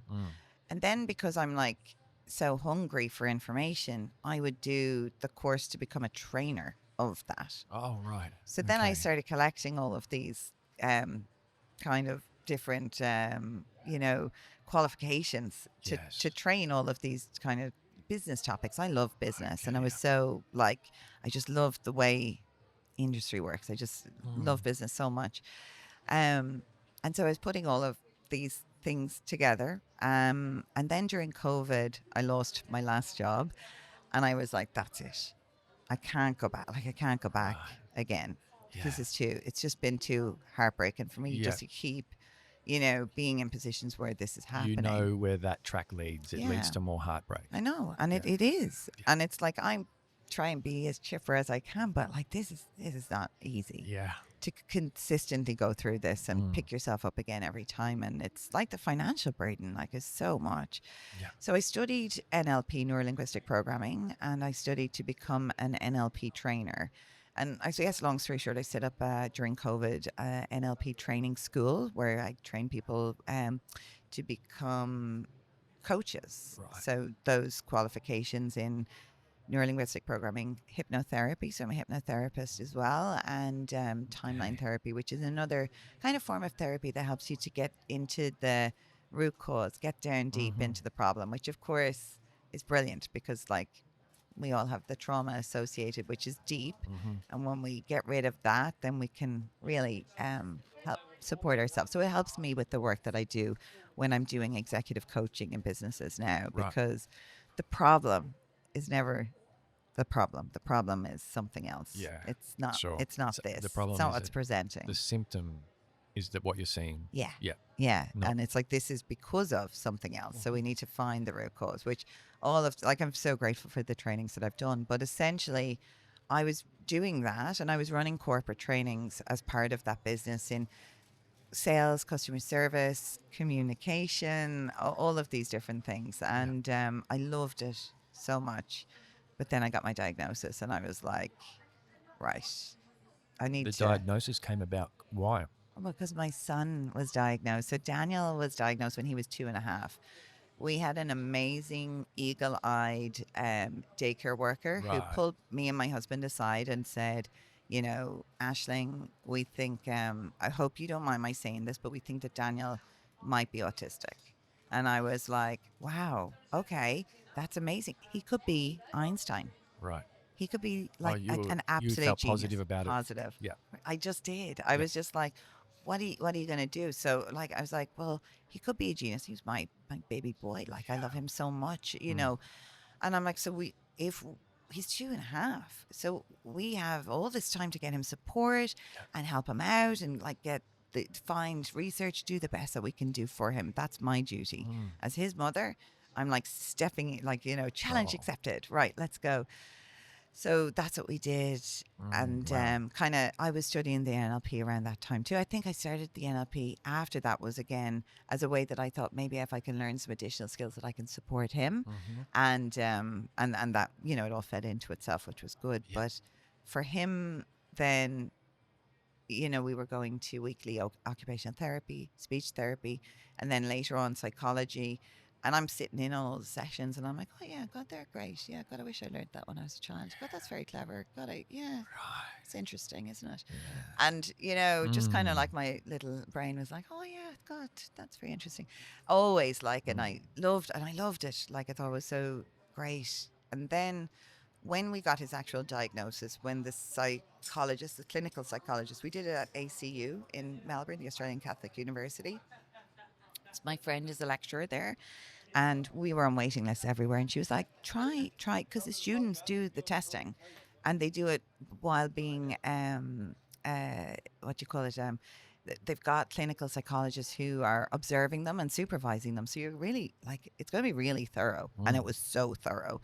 So he did his. And then when they were explaining like everything to me, I was like, come here, have you ever done a mother and son?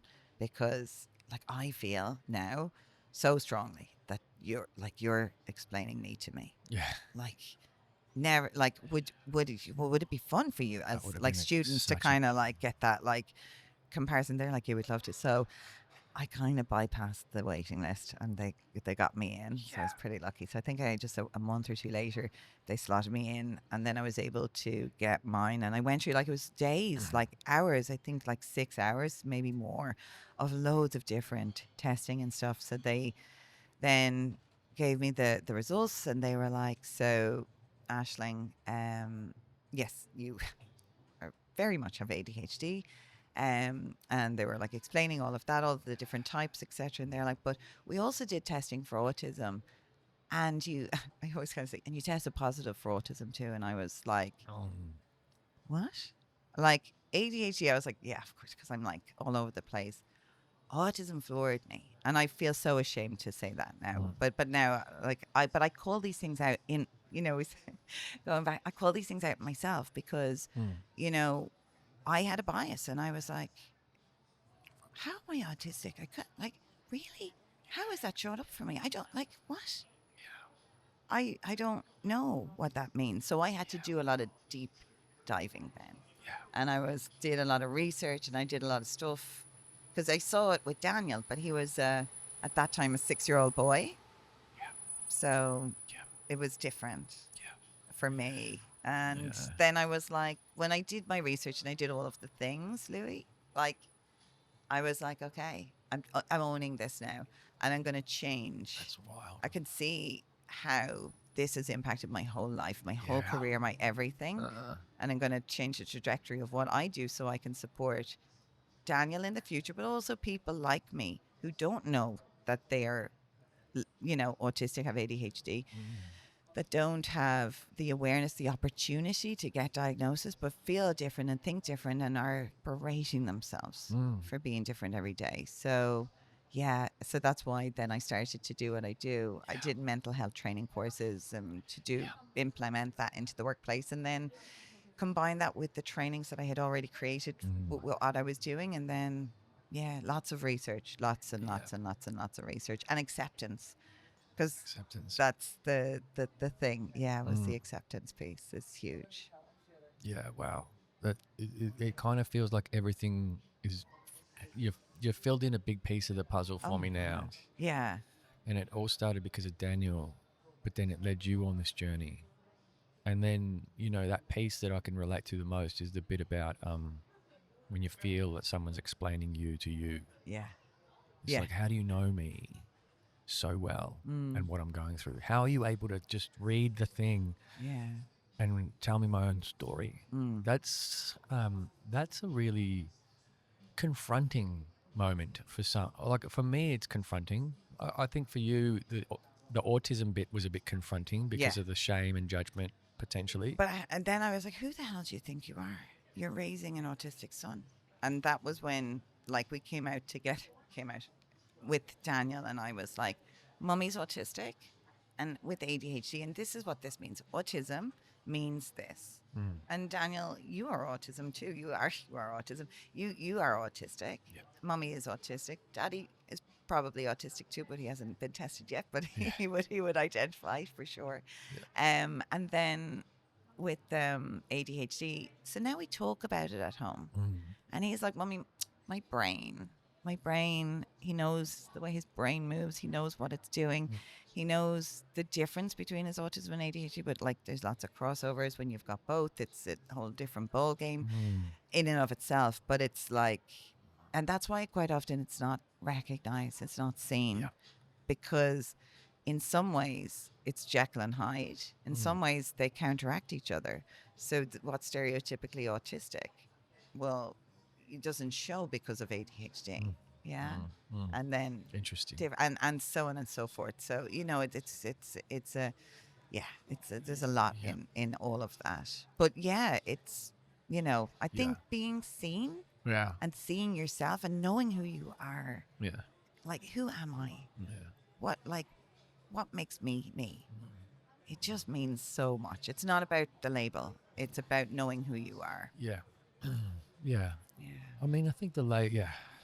Unfortunately, at the moment, the label's necessary, but like there's part of like while you're talking, I'm thinking, oh, okay. So the big challenge is that we've got all these people like you're talking about your husband, for example, definitely can relate, but hasn't been diagnosed. Yeah. And so the challenge is maybe we just live in a society where there's way more people in that, in that category than we appreciate, because other people aren't and don't have the desire to get a diagnosis. Yeah. They're scared of, the confrontation that comes with it. They don't see it as an empowering thing, but, so we take the 1 in 5, the 20%, let's just call it 50%, because like all of the undiagnosed people out there. Yeah. Yes.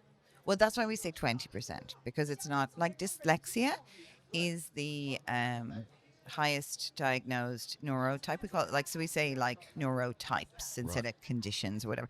Language is really important in the community around neurodiversity. And I'm not great with language because I'm like, oh, what was the word? Like, sorry, what did I say? I didn't mean to. I'm like, I'm coming from a heartfelt place to do the right thing and say the right thing. I'm not spreading misinformation in any way, shape, or form. I'm, spreading anything, but I'm training like what's up to date in the research that I find all the time. I'm always researching, always updating. I always say, you could do a training with me this in January, and you do it with me in March or May, it's going to be a different training, because I'm always updating my content and adding new research, new things to the pot. Right. When I started in this work, I had like this kind of slide with babies, and it was 1 in 7. So 1 in 7 people are neurodivergent in the world. 14%. But now it's 1 in 5.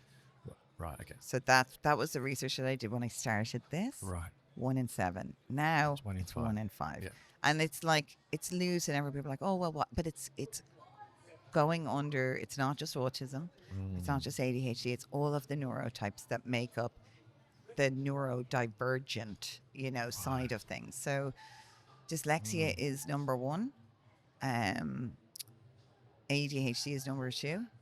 Then we have autism, and then I think like kind of some of the other like you wouldn't know so much about like dysgraphia and dyscalculia, and there's obviously Dysgraphia? bipolar. Yeah, dysgraphia is a kind of being. This is, and I apologize to anybody who may be dysgraphic and is watching or listening to this.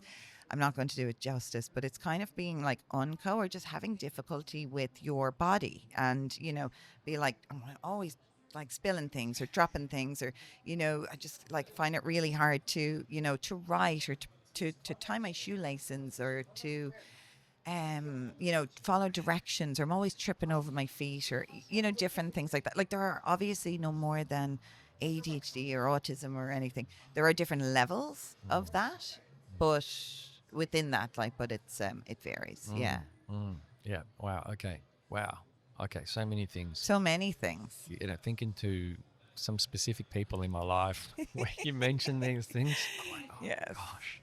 Well, it's not about having a label, but sometimes we berate ourselves. Like, if you are somebody who's a bit clumsy, right, and you're always dropping stuff, and you're always like, they're like, what's wrong with me? Why am I always doing this? Like, I'm so stupid. Or you can say things like that, and then you're programming your brain to think that you're stupid, and then you begin to believe that, and it's like, so then that applies to every part of your life, and it's not the truth, because it's just a thing. It's not.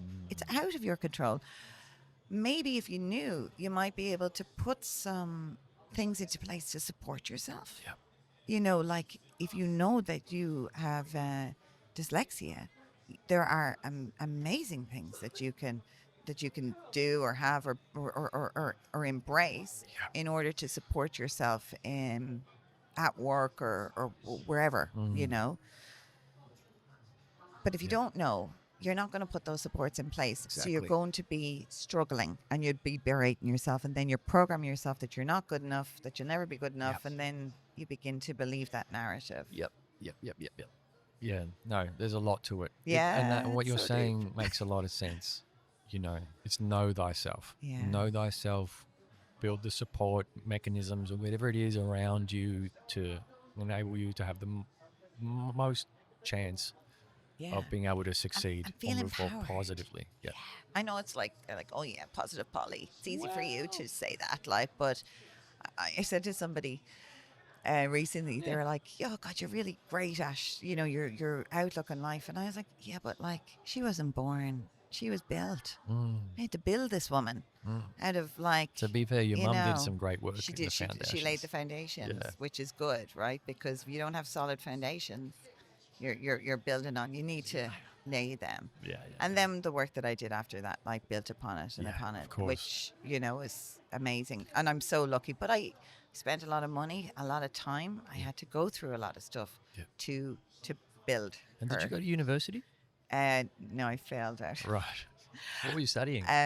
Well, I was studying to become a physiotherapist, so I Right, wanted okay. to. Yeah. That was the road that I wanted to go down. I And should here have you done are. business. I failed anatomy 5 times. Right. Didn't know Yeah. which hand was the left and which was the right. Like it was multiple choice again. I guess it was yeah. Everyone, raise your right hand. You're out. I'm so sorry. We can laugh at But this. it is. But these are some of the problems that you encounter. I ended up then studying event management, and I worked in events for years. Went into television production, from events advertising. I've really been able. I've been very lucky. Obviously, I won't say the luck of the art. I've had a lot of hardship as well, but that goes with it. It's part of the journey, because it's the bad things and the hard things that happen to you in life that actually help.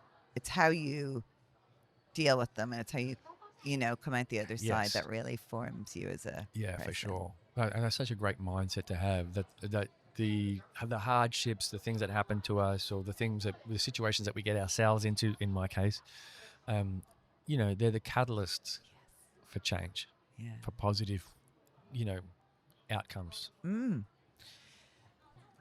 I use a quote at the beginning of all of my trainings, and I love it. And it's from one of my greatest teachers, and it's Dr. Wayne Dyer. And it's, when you change the way you look at things, the things you look at change. Oh, that's a beautiful one. Isn't it? That's so true. Yep. And like for me, when running any kind of training or talk or anything, it's like, if I can change one person's perception of what their bias, whatever, one thing, if you can change something about, and it's the same with ourselves. If we change like the way that we look at being clumsy, it's not that you're stupid or whatever you could tell yourself. It's actually because I have an inability to put one foot in front of the other without, stumbling. And that's okay. Let's change how we treat ourselves. Yeah. That's so true. Yeah, and it helps others around us as well be kinder to us. Yeah. As or gives them the opportunity to be kinder to us. They Yes. don't always take it. But yeah, that's so interesting. So then eventually you've decided to launch this business, and then you've got to go about winning your first client. Yes. Are you looking for more Baileys? No, I was going to put on some lip gloss. I don't have any in my pocket because my lips are dry now. Yeah, from let's all take a the lippy talking. break. Lippy break. Just a second. No worries. No. No Baileys. No, I poured it all out. Oh, you did. That bag of potatoes was pretty good though. You liked it? Oh. I haven't had mine yet. I didn't want the crunch.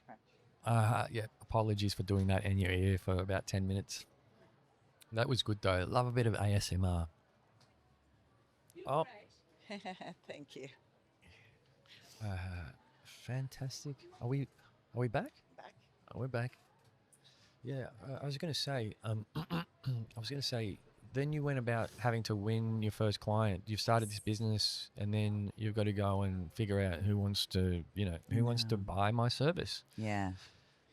So I started it as part of a package of things. So I said, like, I did some study in mental health and mental health courses, and I did some diploma work in that. And I thought, because I could see, like, people in the workplaces were struggling. Yep. And this is before psychosocial hazards and all of that kind of stuff came in. Yep.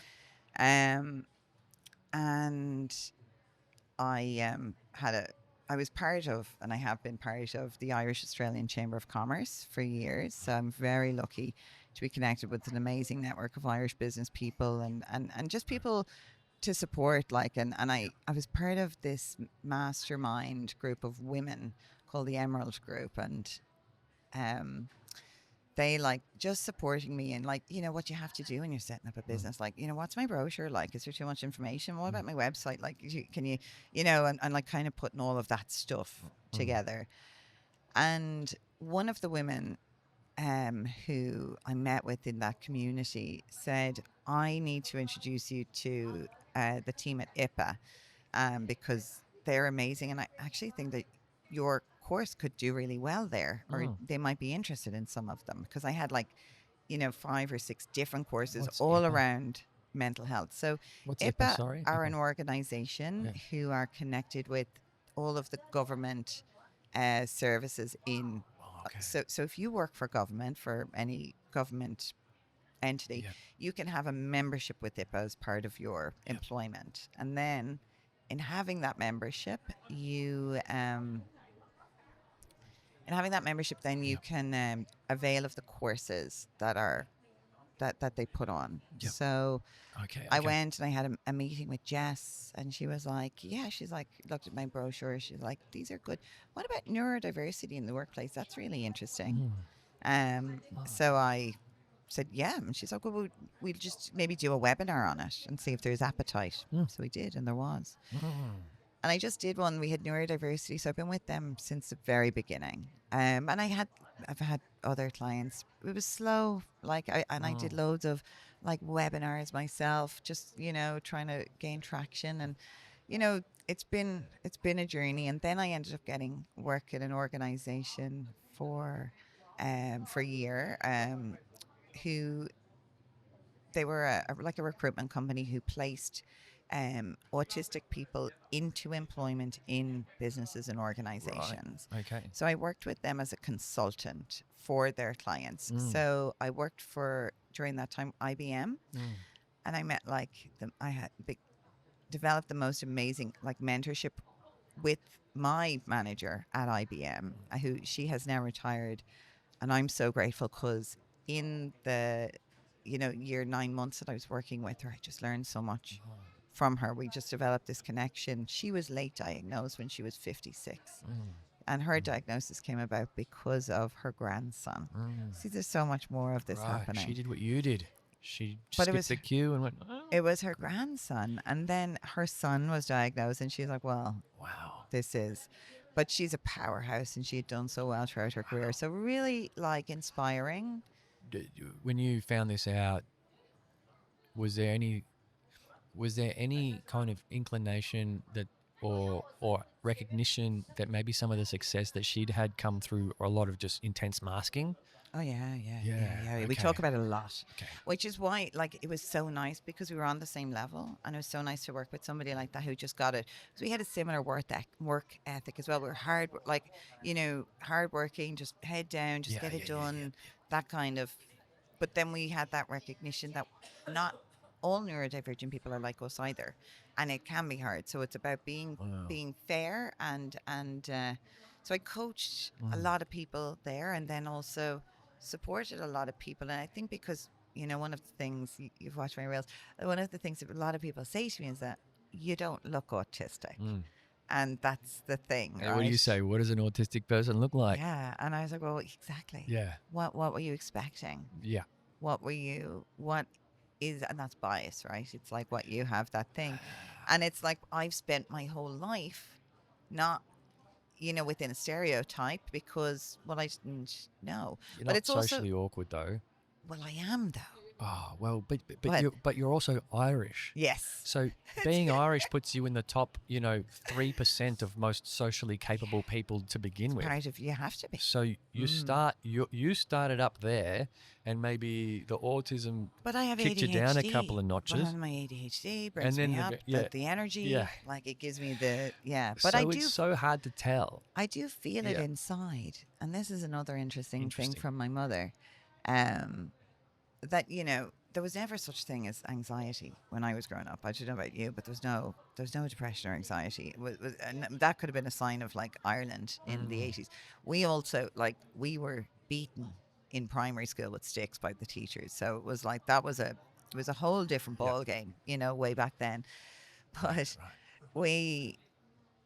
so anyway, my mother, I don't know if you're feeling what would be you would call now today anxiety. She said, no, you're excited. You're just so you're just excited. because it's the same sensation that you feel, well, in your body, Similar symptoms. but It's like, it's your decision as to how you want to frame it. yeah. Do I want to frame it in a negative context or Yeah. a positive context? Okay. Because excitement is looking forward to something, to be, like that feeling of like anticipation about something that you don't know what's going to happen happening. Okay. They're future-based. They're both future-based. And anxiety is having a fear of what's going to happen happening. So you can decide to be excited or to anticipate positively what's going to happen, or you can anticipate negatively. Anticipation being the problem Well, when you talk to the Buddhists. anyway. Yeah. Oh, well, there you go. Yeah. Yes. They're Yeah. like, be in the present, be in the present. But that's what we do, right? Yeah, that's what we do. And it's a lot of what people experience in the workplace, whatever. So anyway, so I'm totally digressing. But so I worked Not at all. there. I worked in ANZ. Is it weird that I'm with you on all these I tangents? know, right? I can't wait to get the feedback from the listeners because we're looping. But we'll probably go back to the very first thing that we talked about at the beginning before we finish as well, right? Because it's the way that you go. We I've worked with amazing through that organization. So I spent a year with them, and I'm very grateful because I spent a year on my own, like just digging deep, But it wasn't able to really kind of make a good living out of it, and I just felt wow. But then getting into those organizations, being exposed to more people, creating more supports, like being able to really do some amazing things. I know the lady, she's Irish because we look after each other, right? I know the lady who's the head of people and culture at KPMG. Right. So I got in contact with her and I was like, hey, I do neurodiversity training now. I don't know if that's something. She's like, yes, we're looking into that right now. Why don't you come in and have a chat with the team? So I did, and then started to run trainings for KPMG. I'm ballsy as well. Like I have a background in sales, so that's a good thing. And I've been able to go out there. So I finished up my contract with them last year and I was on my own. It was an interesting year. The month before I separated from my husband.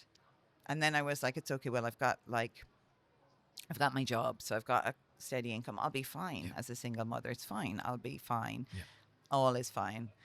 And then I lost my job my contract wasn't renewed. Right. So I wasn't losing it. It was just like, well, we're moving in a different direction. I'm like, okay. Right. It's up to you now, Ash. So that was September last year. October. So then I was like, fuck me, everything's falling apart. Last year. Gee. Okay. At that time, especially with the separation stuff, like everything was falling apart, like suddenly. But I was like, I'm a can-do person. Yeah, of course. So I decided I'd do the Melbourne Marathon. Right. Because I needed to focus on something that I needed to break boundaries. There was a huge metaphor in doing that, and I did. I trained for 6 weeks. Right. When was that? It was in October. Right.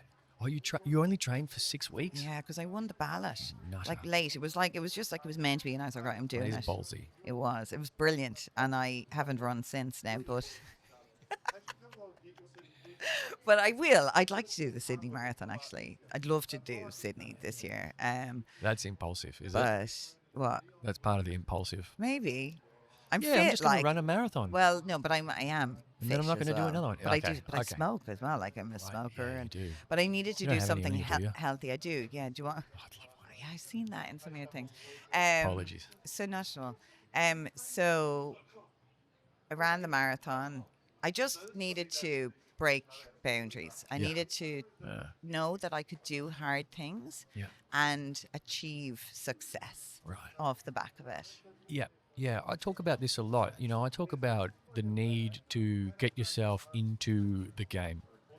So, all right. I'm going to reveal part of myself here Oh, with yes, this please. analogy. I've been revealing a lot. You So have. yeah, your But I mean, turn. But I guess when the boys have had a bit of a drought, so to speak, and you know, we talk about the lack of confidence that comes with not having contact, you know, intimate contact with someone for an extended period of time, you know, as an adult, and it can start to impact your confidence. And I'm like, mate, you just got to go out and don't be picky. You know, have a conversation with someone, and even if you don't find them that attractive, you know, just give them a pash, and you know, see what happens. Because the most important thing you can do is to get yourself back in the game, like as in get your confidence up again. That Yeah. you're not like, you know, unattractive or you Yeah. know, undesirable, but that there's got to be a little bit of confidence that comes back into your, I don't know, sense of self-esteem, I Yeah. suppose, Yeah. so that you know that you can achieve not only that, but other things in your Other life things too. in your life. Yeah. It's not just That that. was It's such a bad analogy no, for your no, marathon. that's okay. It is. It's getting back on the horse essentially, Yeah. isn't it? You know, and It it was is. like not that It's not. the marathon, but I think like the marathon it's a 1%er thing. I don't know if I have a lighter. That's all right. Someone will come by with a lighter. Oh, good. Thank you. But the marathon was a metaphor for where I was, and it's Yeah. like if I can do one of the hardest things that you can do as a human to Yeah. run a marathon. I was like, I don't want to win it. I'm not. I don't want to I don't want to break records. Yeah. I'm just happy to complete it. I just wanted to finish it. You know. So if I could finish it, then I knew I could see things through and I could do what had to be done next. And I did. And then everything changed. Yeah. I had Wow. so many. So that was October. Really? Yeah. That is getting And back on the horse. It did. And everything like in my business, I just got out there. I built my own website. I do all my own social media. Well, like it's not great. I'm not very good with that. But like I had no money. Like some weeks I couldn't even afford groceries. You know, it was really tough. Yeah. And then but I pushed through. And my girlfriends were just like, just get a job, Aisling. Just get it. Just work in a cafe or something. I'm like, if you knew what I did with the work that I did, if you knew the lives that I changed, like I'm not being wanky, you know, but it's like I do create a huge impact. And you can't And I give up on can't that. not do this. Yeah. Like this is my mission. Yeah. Yeah. So there was a lot of programming and a lot of like, you know, like I had to keep like building my belief every day. Every day I had to like read my affirmations, tell myself, because it was not easy and it was tough. And I had to be like, you can do it. Like you can do hard things. And, you know, this is your mission and you are here to do this. Like everything that you've done in your life has been to prepare you for this work. And you are a testament to the work that you're doing. So do it and do it well. Yeah. Yeah, you So- need to exemplify the hero's journey of an autistic person with ADHD. You need to go through this stuff to show that it's possible to push through it. See, a lot of people like will say to me, they're like, "Oh, well, it's easy for you because you're blonde, or you're pretty, or you're a woman." I'm like, it's not been easy, Yeah. and I'm not even getting into the half of it here, like you know, but there's been more like of a roller coaster than anything else, and you know, but that's life as well, Yeah. isn't it? Yeah, it's interesting because there's like these vessels that we sort of cruise around in on this earth, you know, and some of us are bestowed with, you know, I guess we're privileged with good genetics, I suppose you could say. And so from the outside for people, it's like, oh, but you've got the thing that everyone aspires to be because that person has those traits, is in all these magazines and has this beautiful life. And yeah, somewhat. But what's happening inside the vessel, like inside the mind of the person, is a completely different narrative. You know, so sometimes people say to me, "Oh, you're a pretty boy," or something like that, and I'm like, mate, I grew up thinking I was ugly. I grew up being told I was ugly. Do you know I walk around programs, society all day, like all the time, thinking, God, who would want to be with someone like you? You know what I mean? But that's And the it's not that programming, isn't it's not that it? dramatic. Yeah. But you know, like what's going on inside the vessel is completely different to what other people are They're imagining. perceiving on the outside. Yeah. Yeah. And that's half the battle, but that's a battle for everyone. I mean, It is, but it's also a choice to Yeah. change, because the only person in control of that is you. Yep. Now, other people can have an influence on it for sure. Mm. And sometimes we don't know the extent of the influence until we're out on the other side. But it's about self belief. Like, it's part of what I do with empowerment, and I call it like neuro empowerment. It's why I call my business neuro empowerment, because Yeah. I think that's the key, is to feel empowered, whether you are a manager or you are a neurodivergent individual's coworker, Yeah. or a neurodivergent individual, whoever you are. Yeah. If you can feel empowered, Mm. then that's a great start. Yeah. It's that turning that anxiety into excitement, and Yeah. being in a place of, actually, maybe it won't be Yeah. terrible, maybe, Yeah. and if it does, sure, what about it? Mm. It's a learning experience, and you pick yourself up and you move on, and then you try not to make the same mistake again, right? It's like, Yeah. use it as a learning, and what is it they say? Fool me once, shame on Yeah. you. Shame on you. Fool me twice, shame on me. Yeah. Yeah. And that's the thing. So anyway, I suppose, long story short, I hustled and hustled and hustled, and I hustled with no money, like totally bootstrapped, like nothing. I love that. And I went home at Christmas, but I had a determination. I was, I was studying because I was also studying. So I've got lots of outgoings, no incomings. And it's like, oh my God, what am I going to do to become like a professional speaker, doing lots of training courses as well? Because I always level up, Yeah. keep leveling up all the time. And then I get an opportunity to speak at the Pendulum Summit in Dublin in January, Right. Okay. That was just in front of 4 8,000 months ago. people. Like, yeah. Right. Wow. And then And the Pendulum Summit, the purpose of that summit is it's like it's a brilliant way to kick off the year in Ireland. Like, Is it leaders, industry related? No, it's any industry. Like, but it's like amazing. You're saying Jimmy speakers. Carr So was there. Jimmy Carr was speaking. Andre Agassi was speaking. Right. Sugar Ray Leonard was speaking. That's like, boxer. so So there's just, but athletes it's as about well. resilience. Right, And it's okay. about pushing through, and it's about perseverance, about the things that you encounter in your life, and it's like, you can let them get you, well, exactly what we're talking about here. Yeah. You can let it get you down, or you can see, you can choose to make lemonade, Yeah. you yeah, know, for sure. Or margaritas. or margaritas, as depending on the time of day. So it's I read- Says Ash who brought the Baileys. we had coffee with it. That was brilliant though. But I think, that was a huge turning point. I came back to Yeah. Australia. I had a lot of people who I had reached out. I had won a tender in the December with government. So I was able to kick that off. And of course, then I had my other clients that I had been nurturing. And then just more stuff came in, and then there's just more. Yeah. And now I'm super busy, and I'm getting people reaching out to me. Like, this is, I suppose, the holy grail of when you set up your own business, that I never met before. They're like, you were recommended to me, or I heard you speak, and That's I beautiful. really inspired. So I think I'd like you to come to my organization and inspire my team or whatever. And I curate for companies, so it's like, I don't see it's a one size fits all. I go in and be like, okay, you're your own, ecosystem. So let me develop something that's going to work for you and your employees in this ecosystem. So that's like, I feel so blessed and Yeah. grateful and thankful that I found the path, but it took a long time, and you could say the path found me, more perhaps, like, Yeah. and the universe, I think, really saw that I was working hard to make a change. It wasn't about money. I wasn't driven by greed or ego or anything. It was driven by purpose. Yeah. And That brings us to today. yeah, Whoa, what a journey. What a fascinating journey.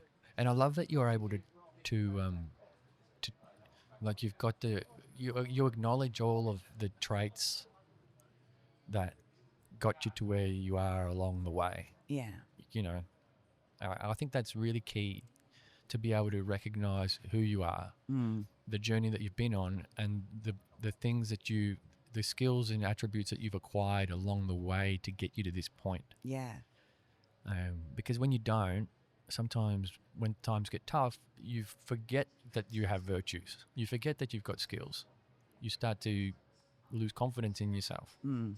But I think the beautiful thing about your story is that you acknowledge that, you know, you've got this hustle mentality, that you've got these great, you know, social traits, that you've worked in sales, that you're a lifelong learner, and that you have a main purpose of, with having your son, to be able to make the world a better place or more accessible for him for him. and his I guess the cohort under the same umbrella that Yeah. he's under. So it's a great mission that you're on. And to pay the mortgage and to And to keep pay- food on the table. Yeah, Because when I couldn't put food on the table, that was like, that's the worst. that was a real like, Yeah. you need to lift your game, and you need to like, this is serious. So what have you Yeah. changed? What do you?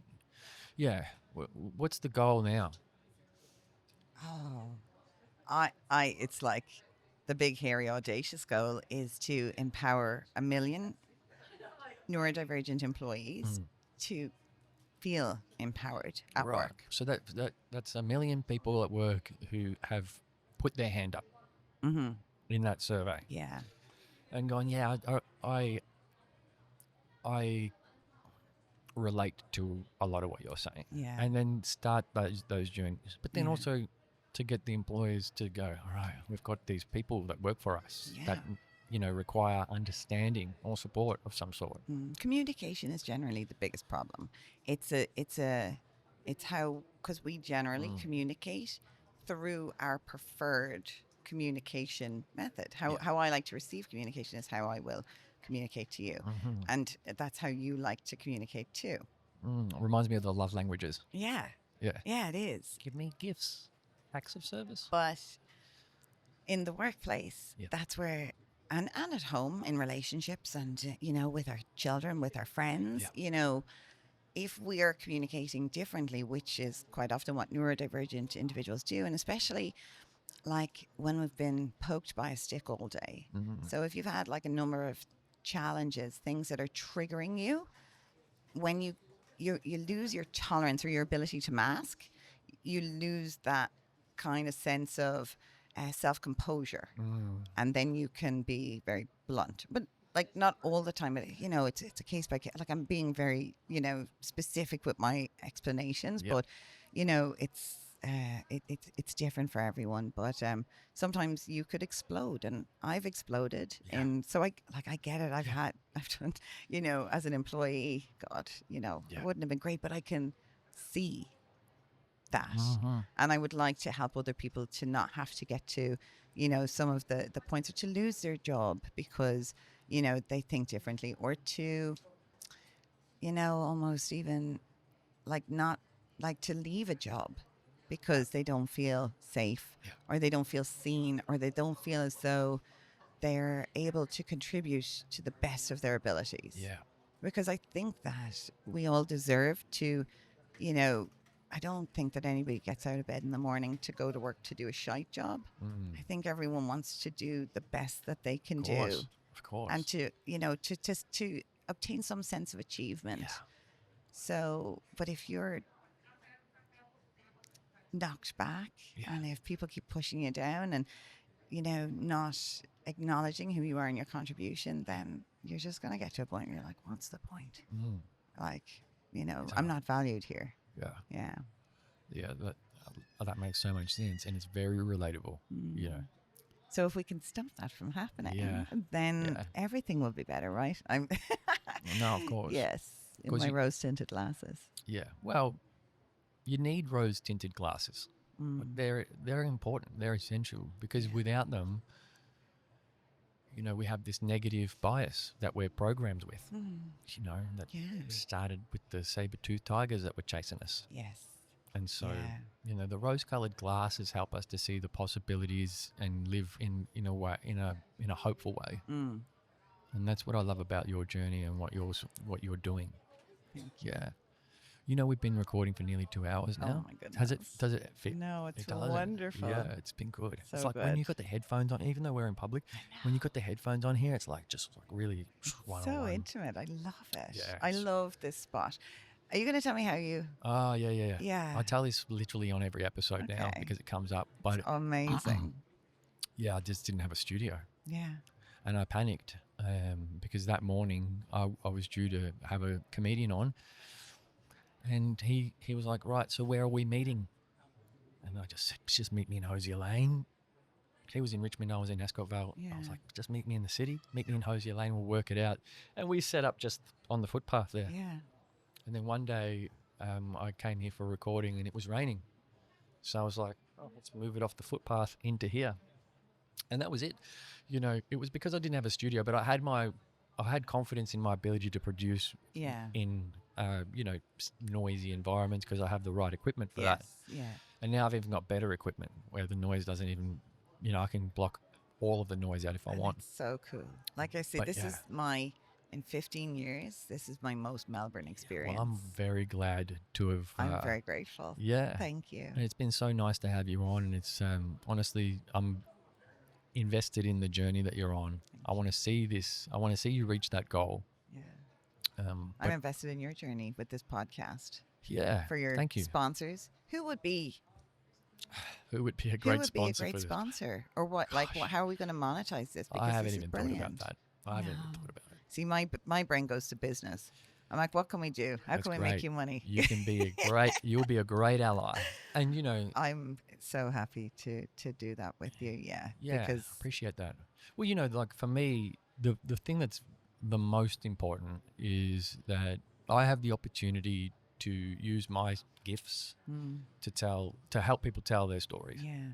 And so it all starts there. And sometimes when we're in the weeds of things, we sort of, you know, we neglect some of the other attributes of it. Now I understand that the life I'm living at the moment with a full-time job, and Yeah. now I've got to the point with a lot of structure and discipline that I'm releasing weekly episodes, And that's tough. which is nuts. yeah. Like, And like discipline is also tough if you've got ADHD, which might be the case. We're not sure yet. Yeah, potentially. I'm not a psychiatrist, so I can't diagnose. Well, you were talking about, yeah, Right. look, there's definitely a lot of impulse that has has had a detrimental impact to my life. yeah. What I realized, also similar to you, actually, the timings are really interesting because we're around the same age. Yeah. I turned 40 last year. And for me, it sounds like September last year was a really, you know, was an amazing kind of fork in the road point for you with the Yeah. marathon. Similar timing for me with, you know, introducing the 360 camera and, you know, all this and that. And then sort of getting to the end of last year and going, all right, how are you going to go from the last 2 years of doing 20, 21 and 22 episodes and feeling burnt out to doing 40 episodes in a year? How are you going to do that? Is that even possible for you? And the truth is that I'm on track for 48 Amazing. and we're in May. But so it is possible. What I changed was what you were talking about before, which was putting the support mechanisms in place Yeah. to enable that. That's right. Yeah, that's so important. Because you feel like some people just have it. You know what I mean? Like those, I don't. for example, like I don't have this sometimes we look at neurotypical people Yeah. or you know, like that person that just seems like they've just done everything in this amazing linear way and their Yeah. life they're just blessed. Perfect. But also we Yeah. acknowledge that they work very hard Of as well. course. Nothing comes from nothing. Of course. And then, but we look at something and then I'm like, oh, okay. So I needed some structure. I needed a spreadsheet. I needed to figure out, you know, recording dates. I needed to map out if I want to hit 40, what does that even look like? Well, I need to record 40 and how am I going to do that? And so Yeah. I started working backwards from the end goal. And I'm like, oh yeah, that's really achievable now. That's the thing. It's making a decision on the thing, the end goal, what that is, and then going backwards. Yep. And then building it out from there. Yeah. It's chunking it down. Yep. Chunking the task down into bite-sized, manageable pieces that you're like, I could do this. It's possible. Yeah. And then when it comes to the know thyself, well, then that's a journey I've sort of been on recently, because if people are asking me a similar question to you, how are we going to monetize this? Understanding that monetizing it was never the goal. Yes. However, monetizing it will give me the opportunity to do more of it. Of course. And so, I want that. So knowing thyself is like, okay, in the strengths bucket for me is production and research and just being able to have this chin wag, you know, and being able to go in and out of laughter and, you know, sincerity and stuff like that. I've got that naturally. What don't I have naturally? What aren't my strengths? And my strengths aren't the commercial mindset. Some people are afraid to identify that, Well, because they see it as a deficit in themselves. But it's like we can't do everything. Yeah. Like it's it's not impossible. That I don't mean to be negative in that regard, but it's like also like outsource. People are experts in their relative fields for specific reasons. So, you know, look to that. Yeah. And the same like with my business, I was like, oh, because I've done so many courses and trainings and stuff, I was like, I can do, but actually I am one person. So now, which is phenomenal, I've taken on a huge new client, which I'm not going to announce yet. But I'm potentially going to have to start to take on people to work with me. Great. And I'm going to have to train them in to, you know, to run some train the trainer type trainings. And I'm like, because again, it's like my mission, when you create that big goal, it's like, well, I'm not going to reach 1 million people. Maybe I would by just being me.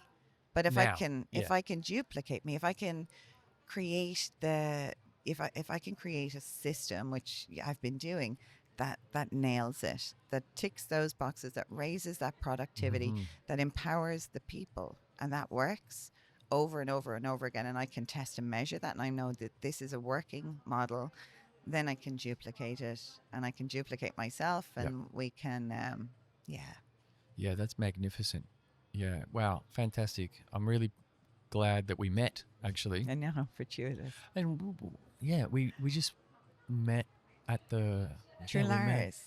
Yeah, you were talking to through Lars. Yeah. Through Lars. Lars's episode is coming out in about a week as well, by the way. Nice. I look forward to that. Yeah. He's a lovely Canadian gentleman. Yeah. Good friend. He's like, come to Canada. We'll get you on stage in Canada. I'm like, I'll be there. Oh, I'll be what there. an opportunity. I He offers everyone to stay at his. He's so lovely. As long as they leave.